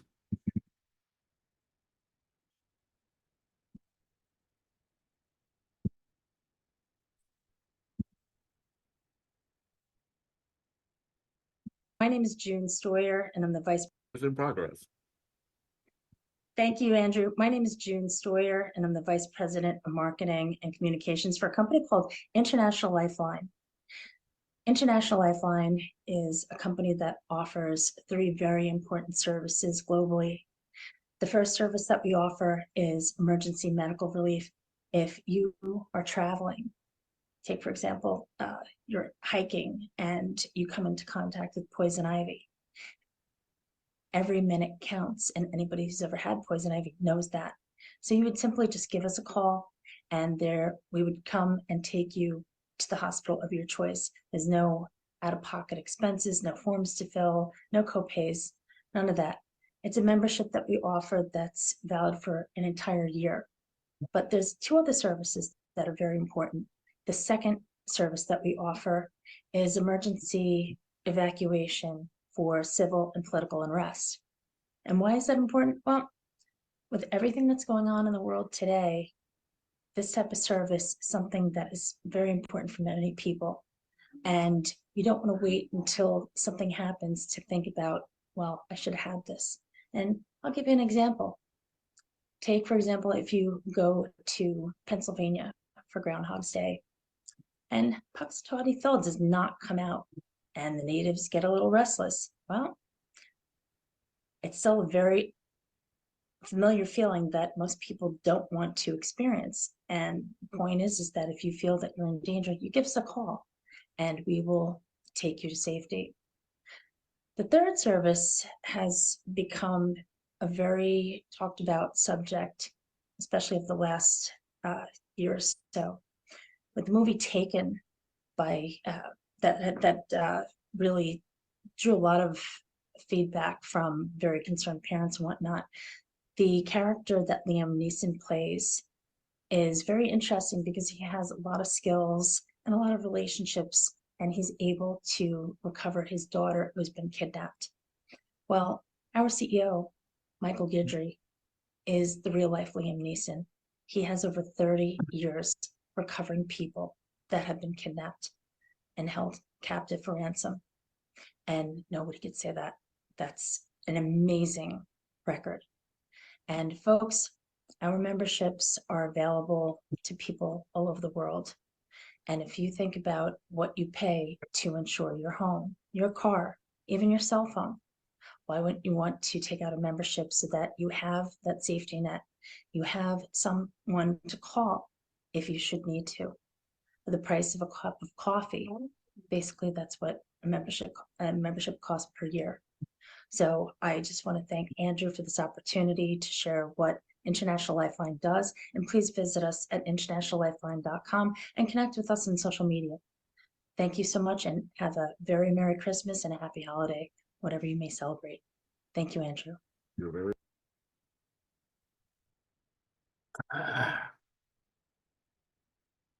So thank you for letting me share that. As I said, we're working with the bottom 1% and the top 1%. And the idea is that we all need each other. We're none of us in this alone. We're all in this together. And in closing, I do want to share with you my screen one more time about this offer. Tell me if you can see my screen. Let's see here. I'm trying to show you. So the international membership list them us for any traveler. This addresses kidnap and extortion resolution, emergency political evacuation, worldwide medical evacuation, and repatriation. So the memberships provide members with a scalable solutions customized to fit safety needs and budgets. The membership is for domestic and international travel, business and leisure travelers, corporations providing for employee travel, students worldwide, including youth sports travel, and commuters and everyone else. For an individual, the plans are very simple. For worldwide medical evacuation, it's about $329 a year. For the family, it's about $500. For the worldwide medical evacuation, reparation, and protection against kidnap and extortion, and emergency political unrest evacuation, it's about $500 per year individual, about $1,000 per year for a family. But for individual trip membership, if you know you're going to take an international travel, it can start as simply as $500 for your activity. That's for the entire family. So this is just an example of tools and resources that we do have available through our network. And all these are available to anyone that can reach me. Ambassador James mentioned I'm the chairperson of the International Advisory Board. The young gentleman that you saw earlier today, Dr. Young Piero, I'm also chairperson of that International Advisory Board as well, and with the Saga Foundation, and with the EdFood Foundation. So AndrewNetworks.com connects all these together, and you can find there all the humanitarian causes we care about, and also the business partners we have. All this is at your disposal when you register as a volunteer for WHOPE as we move forward for 2024. Back to you, Chaplain. Thank you. Thank you so much. I think at this junction, we have to quickly move to the next program. I want to share my screen as well. Yes.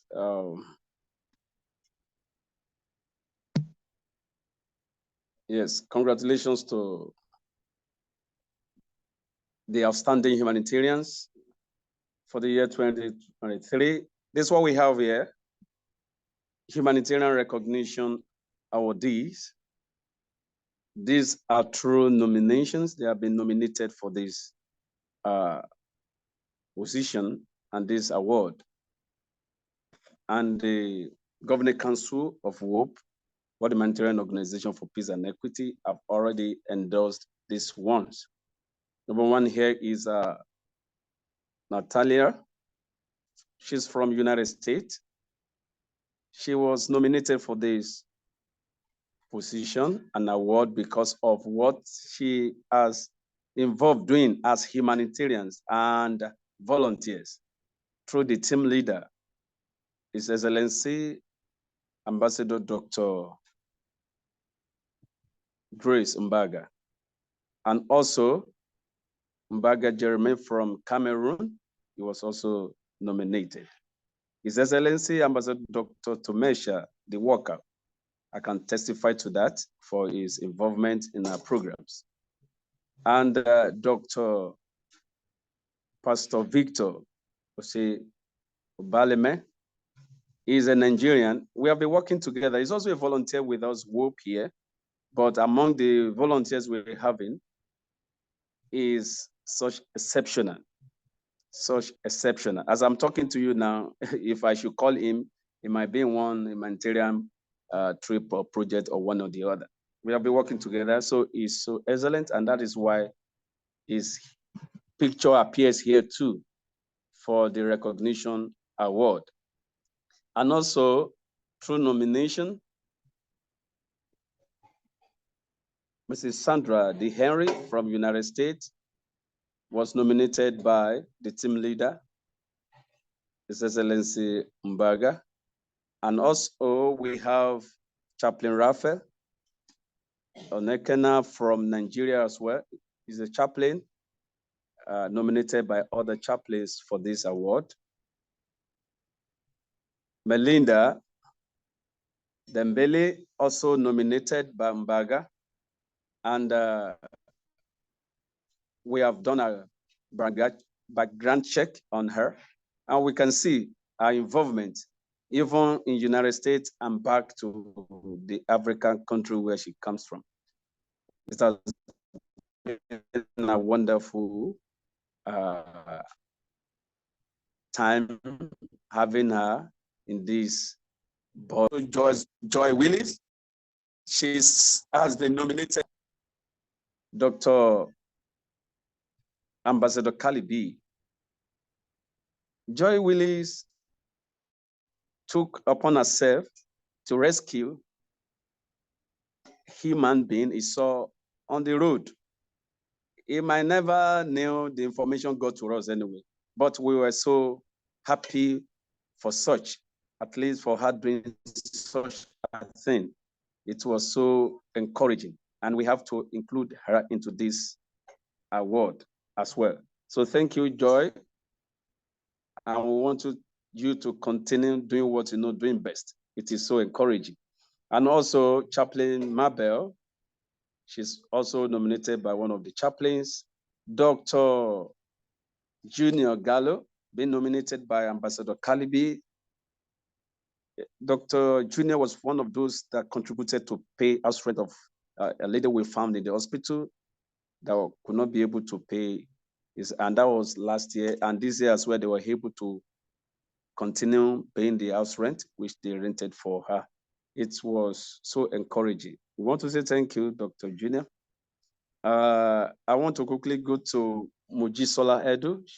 I don't know if she's there with us, nominated by Dr. Mbaga. And also Trinity, nominated by Dr. Kalibi. Then Dr. Anita and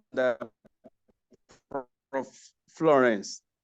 They are also nominated by the board members of WHOPE because they are already part of the success so far. The ones we talk about, we saw their involvement. Also, Oyekunle Elizabeth, she's also nominated by one of the board members of WHOPE because of their involvement. And I want to say this, Dr. Kalibi Wilson, she's a team leader in the United States, and not once, twice, not even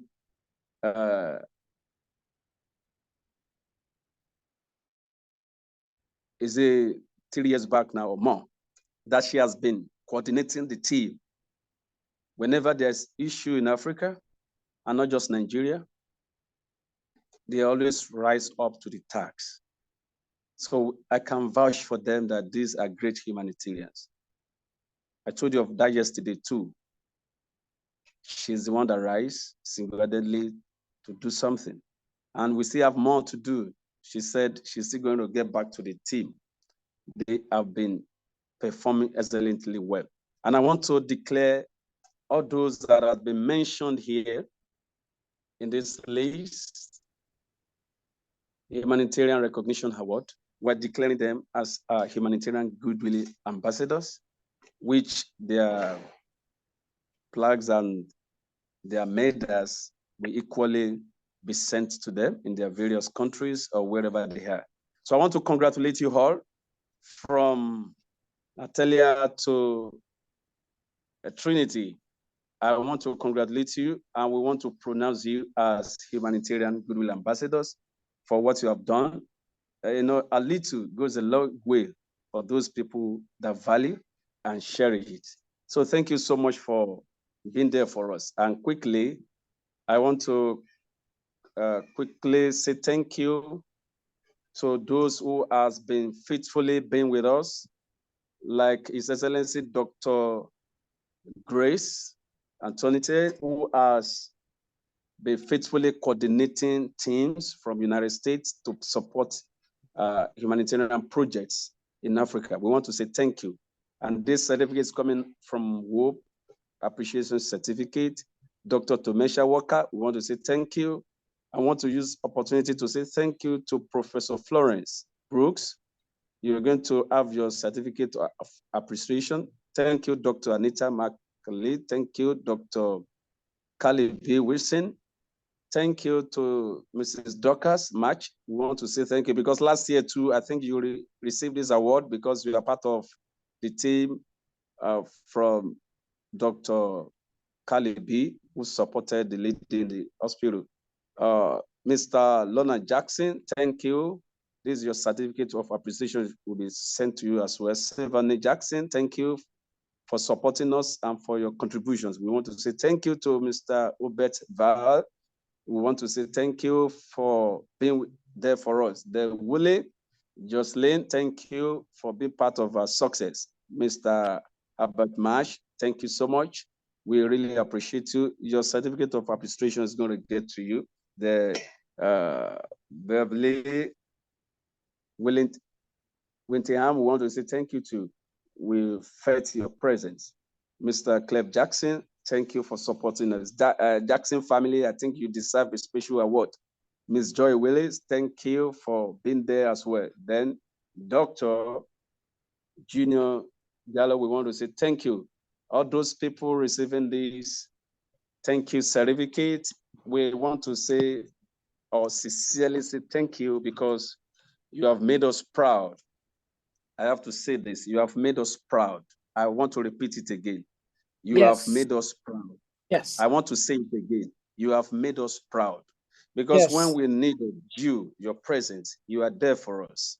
And you did not allow people to say, I think the organizations, why can't they meet up? Like yesterday, I have to put a call through to some people. The first question they asked me is that, where's the father? They should go and look for the father of the baby. Why are we calling them? I think the father of the baby, doesn't he have mother? You should even look for the mother. So the mother will trace for the husband will now look for the other brother. So they should be able to gather money. Is it at that situation we'll now be looking for the mother, for the grandmother, for the grandfather? When we needed to rescue the baby out of the hospital that we will not be sold. I'm just telling you how some people could be funny. When it comes to emergency, we call you on emergency, we need your help. Yesterday, I must be sincere with you. My financial secretary of my organization, Chaplain organization, she's doing her wedding yesterday. I was on my way to her wedding. I'm one of the officiating minister. I was on my way when I begin to receive that call that there's emergency. Somebody want to sell his baby, the baby that he just gave birth to. Sell a baby, how? I'm going for merriment, and there's a danger somewhere. I have to choose. I have to be on the spot, think twice that, okay, if Jesus comes now and realize that I went for a party, and when somebody's in the hospital that needs help, which one? Am I going to be justified that I went for wedding ceremony where I could be given money or to eat jollof rice, or somebody that needs my help, that is in danger? So I should be able to choose. So I have to wait on the spot for some minutes to decide. So I have to turn back. Instead of going to the wedding, to rush back to the hospital, I got home 10 p.m. yesterday. What we have begun since morning, because we have to go to the market, buy stuff, after that, took her home, things like that. So she will not sell the baby. And at the long run, we still met another baby in the hospital that was operated upon. We started praying, all this stuff. So what I'm trying to say is that we really appreciate those that have been supporting us. Sincerely, we appreciate you. And we want to say thank you for your support. It's not about positions. It's not about the awards. It's not about the certificate, but it's about who you are. It's about who you are. I was so proud of Joy with Willis when I heard about her story. She was just passing by. She saw one person in very cold weather, standing there, no help. She has to wait there, stay with that person until they get help. Somebody that will come and pick them, call the. I was so impressed. And I remember that is what someone did in the Bible, the Samaritan. Pastors has passed by, evangelists has passed by, people of God has passed by. They could not do anything. But when they got there, he was able to do something. So that is what is expected of you. Mojisola, I'm believing you can do better. And that's why you are being appointed today. Mrs. Sandra, I believe you can do better. That's why you are being appointed today. Ravel and Mabel, I believe you can do better. That's why you have been appointed today. We know that we all have a situation or conditions, but we must always remember that people have their needs our help. Stephanie, we know you have been doing, you can do better. We can do better than what we have been doing. This is just to encourage those who we have mentioned their names to do more. You can do more. You can do more. And you do not be weary in doing such. Do not be weary. And that is where we receive our gain. And I want to say special thank you to Dr. Antonio Grace Mbaga for coordinating your team. We appreciate you. We want to say thank you to Dr. Kali B. She has been with us for many years now. She has never failed. She has so many people here that she's single-handedly paying their school fees. That is Kali B. She was paying their school fees. She has some people here that she was paying their house rent. The baby we found in the hospital, single-handedly, she was one, no, we have to pay them out. I'm not talking of yesterday, the one that happened last year. Even this year, she still remembered them to say, okay, we have not paid their house rent for this year. And that's what we were talking about. There are so many people on the street we have picked single-handedly that Dr. Kalibi was taking care of. So we can do that. Even if it is one person, you can pick. Yes, I want to adopt this. WHOPE have various children that you can adopt one and be taken care of. The school fees, whatever they do, it goes a long way. It goes a long way. So let us encourage ourselves and continue to do what we know doing best. So our team leader, thank you, Dr. Kalibi. Team leader, Dr. Grace, I want to say thank you so much. And every one of you, before we go, please, Dr. Mbaga, I want you to speak on behalf of your team, and Dr. Kalibi will speak on behalf of his team. What do you have to say to humanity and WHOPE for these nominations and appointment? Okay, I will start by saying that yay, Team USA. We are always, always, always representing. But if there is something that I love about our people, is I want to encourage our young people. I don't know, I know Trinity wasn't able to log in, but we have Natalia, who I think I saw her logging in. I would take the time here to encourage parents, right? We model what we want our children to see.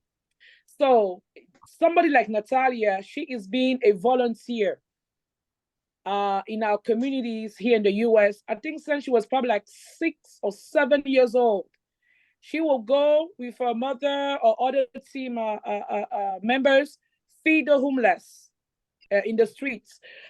She will go to around the Thanksgiving time to prepare meals for the less fortunate. Now she's in college. She's an aspiring doctor in engineering. She's doing extremely well, right? But she will never forget where she came from. She will never forget the values that she learned from home. Remember when we were talking about human rights, that all starts from home base. What are we teaching our children? If you're a young mother and you spend your time, excuse me, I call a cat, a spade, a spade. You spend your time on social media, shaking your rump, doing TikTok videos or whatever. That's exactly what you're teaching your children. But if you take them into the community, you teach them how to give back. I think yesterday, one of our presenters said that us, children of Africa, we don't really value volunteering because we are accustomed that if we do a job, we are supposed to be paid. So to see young people like Natalia who clock in countless hours of volunteer work and they do it with a smile on their face. Natalia was part of our Miss Africa USA internship. They go to the United Nations. They volunteer in the community, and you can see the joy. Chaplain James, I will send you a couple of videos where when they're on the field, they do their work, but they have little dance groups. You know, children are going to remain children, but there is joy in serving others. And that's what the young leaders that we are preparing, that's what we are trying to teach them. You are a servant leader, not because you're getting a paycheck, but because humanity needs you. Humanity needs you to be paying attention to those who are in need. And when you are doing that work, it's a little bit like you just did, Chaplain James. Instead of going to the party to go and eat jollof rice and big pieces of meat, there was a need that got presented and you decided to care for it first. So when we have our young people like Natalia, we love it. We love it. Young people like Trinity, we love it. And then I would say to the panel here, these young ladies are not even 21 years old, and they will be receiving the Lifetime Achievement Award from the President of the United States for their work. This is something that is just amazing, and we would like to see more young people getting involved, right? So mommy, daddy, uncle, cousins who are here, if you have a young child that you are taking care of, as you go in the community, don't leave them at home in front of the TV. Take them with you. Take them with you. You are the ones who have to teach them these values, because otherwise the world out there is going to teach your children things that are not Christ-like. I'm speaking here for those of us who are Christians, right? Take them with you. You log in into a conference like this. I know Natalia's mom is there. I'm not going to say who she is.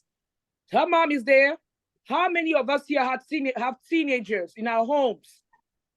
Bring them with you when you come to conferences, to trainings like this. And Chaplain James, what I like about Hope, as long as we are doing the work and there's a training, especially a free training, you will get your certificate. And as an educator, what I would tell you is like these certificates, they play a major role when your child is applying to these big colleges and universities. When they volunteer, I don't know how it goes in Nigeria, but here in the United States, I'm sorry, Chaplain James, if I'm going a little bit off here, but this is an information that needs to go out to our community. Some of our children don't get scholarships at universities. You might get the grades, but you don't get good scholarship because you did not show on your college application that you can serve the community. You didn't show that you're a leader that is prepared to serve, because that's what leaders are. you serve your followers. And how do we measure that impact? Is when we see in your college applications the numbers of volunteer hours that you have clocked in. Is when we see the events, the certifications you have gotten before graduating from high school. So I will encourage parents here. I'm taking a screenshot of everyone who's participating. Next time we have a major training like this, your children have cell phones. It's not to make TikTok videos. It's not to start nonsense on social media.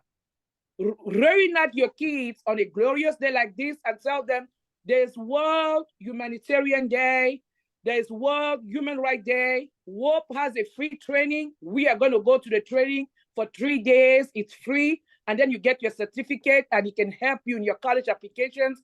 Later on, even in your adult life, you can be like, I was part of this great organization. They were teaching about peace.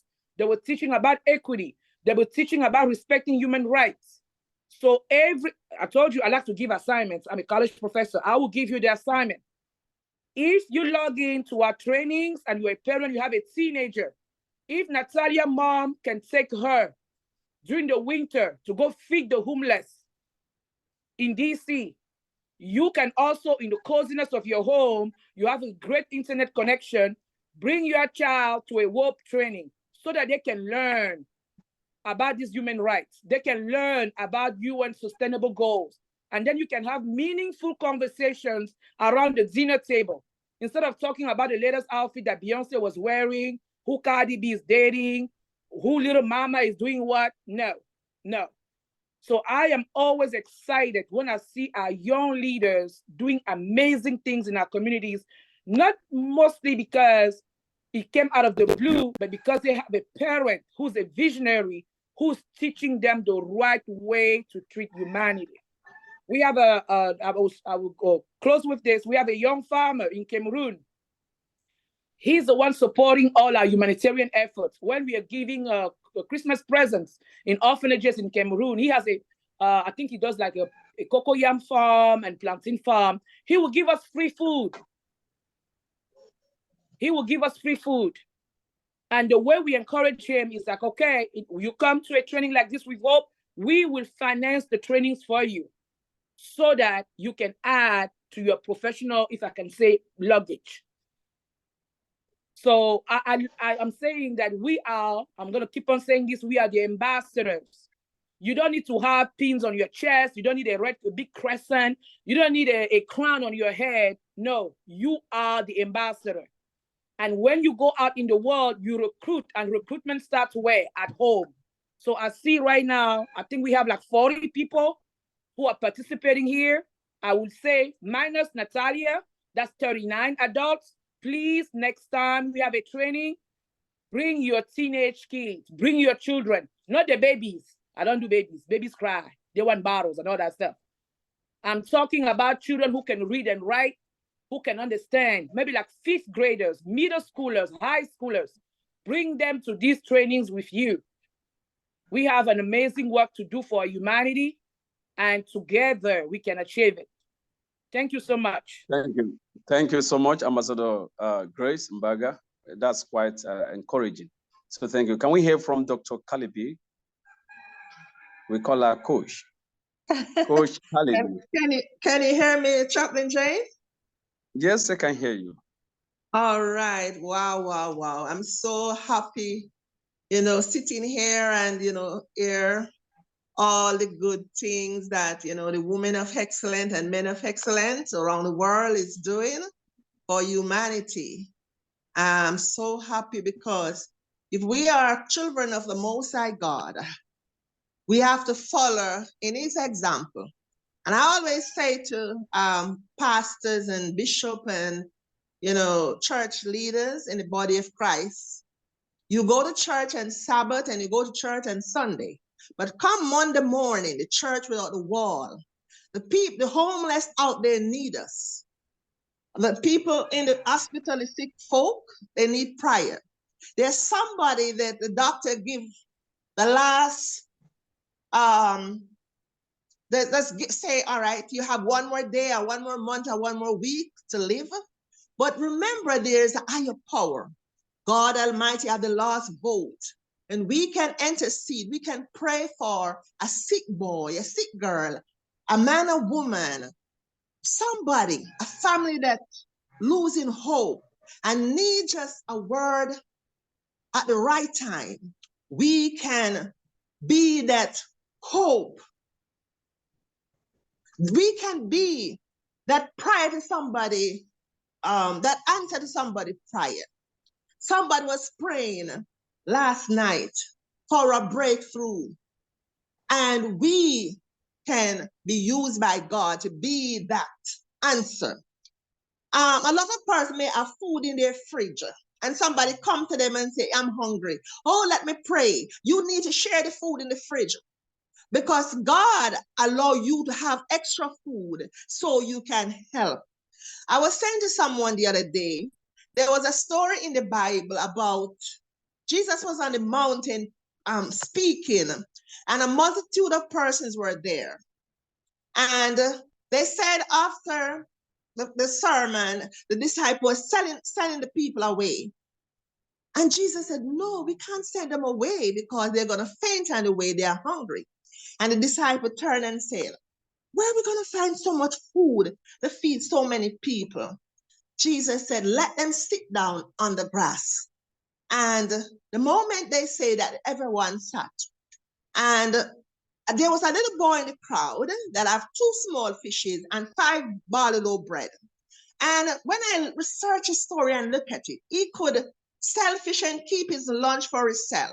But because he gave it up to be shared, and when Jesus prayed, the Bible said it was 5,000 men, different from women and children. So you know maybe over 30,000 people or more, because they didn't count the ladies. And after everybody was ate and they were filled, guess what happened? They scraped up 12 baskets. Guess what? This little boy become a merchant of fish and bread. He was able to go home and sell bread and fish to his neighbor. So because he did not keep his bread and his fish, God launched him into a business right there on the spot. This is the God that we serve. And a lot of you standing on the wayside, the spectators, just watching what's going on. But God wants us to get on board, get in the ship. We have too much talkers these days. We need to be action people. And that's what humanity is about. So today, as I represent the Most High, the Father, Son, and the Holy Ghost is the God of my life. I present my team, Humanitarian Heart Team. And today, I'm so happy to see Miss Joy Willis from Jamaica receiving her award. And Dr. Juna from Grand Cayman, and all the other persons named that, like Stephanie from Cayman, and so many of them, I can't call everybody's name, that came on board with me this time. And I'm so happy that the angel in heaven is clapping their hand, and I see Jesus smiling today and the work of her hand. I'm so thankful to be here, to be a part of this vibrant community of women and men of excellence that doing a great thing in the world for God. Thank you. Thank you so much, Dr. Kalibi. That's so wonderful. I want to use opportunity to let you know, and all our members from the United States, that WHOPE is also officially registered in the United States of America. So it is your duty, Dr. Kalibi, and your duty, Dr. Grace Mbaga, to make sure that those receiving the award today and other members were able to join WHOPE USA officially.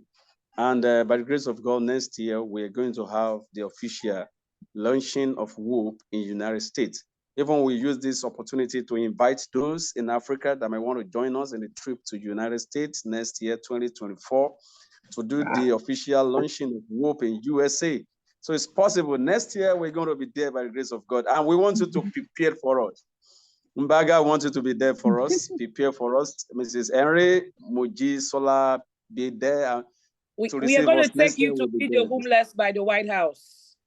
That's wherever you want to take your entire wherever you want to take us to. It's going to be so great next year. We have already registered, but we want to officially launch it with other portfolios for our ambassadors. And it will be an opportunity for those who have received one award from us or the other to have a portfolio when it comes to appointments or your positions as WHOPE board member of the United States. So congratulations to every one of you. And I want to say congratulations to those who have equally received a certificate of appreciation, the recognition certificate, and the goodwill ambassadorship. So thank you so much. And for all our volunteers out there, this is just the beginning. Do your best for you to be recognized. Whatever you do, it might be very small, but for us, it's too big. We're going to equally recognize you as well. Ambassador Andrew, I don't know if you are still here to round off the session. All those that their names have been mentioned, we're going to get in contact with you to have your awards and medals that's going to be sent to you officially. So thank you, Ambassador Andrew, for being there for us. Well, now's that time to show your video, take our photos, wave to the world, and get ready for 2024. As we do that, I want to bring to your attention. To show your video. I want to bring to your attention. We are in the final stage of the United Nations International Decade for People of African Descent from 2015 to 2024. Everything we do, we need to make sure that we acknowledge that and we uplift our work, because the work we do around the world has impact for all that. Shalene Das has left, but I do want to answer her question. She asked me about domestic violence in the United States. My mother decided to abort me before I was born because of the injustices that are happening here in the United States. It was not too long after Emmett Till was murdered and his picture shown around the world to what young Black men had to face in this world. She decided to abort me, but I survived. So then she decided to dedicate my life to God. But I began speaking in complete sentences at 18 months old. I was able to save her life when I was 3 years old because of a domestic violence situation in our own home. But this is where healing has to begin, in our hearts, in order for us to bring healing to our communities. So with that note, I want to thank all of you for being here and know that my mother also was not an educated woman, but she was a self-educated woman. And so it was on April the 4th of 1968, when Martin Luther King was killed, assassinated, that the same woman I've been buying my comic books from and newspapers from for 5 years told me to keep my hands off those books and papers, or I'd end up dead like that nigger King. I had no clue what she meant. But my mother, and I explained it to her, she chastised the woman. Then we had the talk. You might know that Kwame Nkrumah said that I am not an African because I was born in Africa. I'm an African because Africa was born in me.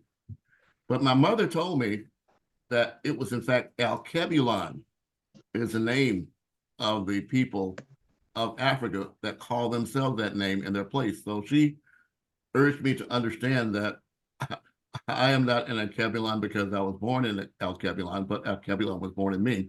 But what that means to me is that the entire world is our family. We have no excuse for anything that anyone on earth does because it's our family members. So the healing has to start from within our family. And it's up to each of us, regardless of who or what the person looks like beside us or that's in front of us, they're still our brother in our family. So as we conclude the 75th anniversary of the Universal Declaration of Human Rights, let's make our dedication for the rest of our lives to uplift those rights and responsibilities.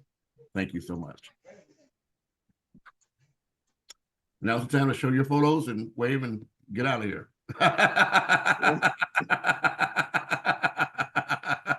Okay, let's just give a smile with your hands. If you are taking pictures, please take the pictures, take the pictures. Let's take the pictures. We are taking the pictures, please. Dr. Anita, are you taking the pictures? You're very good at that. I can take the pictures this time. Elizabeth, you're taking pictures. Please do take pictures. Take pictures. Dr. Pamela, thanks for coming. Tomesia, thanks for that smile again. Smile it out, smile it out. Everyone, thank you for joining us. Thank you. Thank you, sir. Yes. Okay, all done. Thank you. All right. Thank you for coming. Congratulations to everyone. Congratulations to the awardees. Thank you, everybody. All right, very good. We're going to end today's session. Love all. Please go to YouTube and like our channel. It's AHIABGA-TV on YouTube.com. So you have to like us and also join our Facebook group, AHIABGA-TV, or reach out to Pastor James or me. But we're going to wind up today. Love to all. Thank you so very much. So.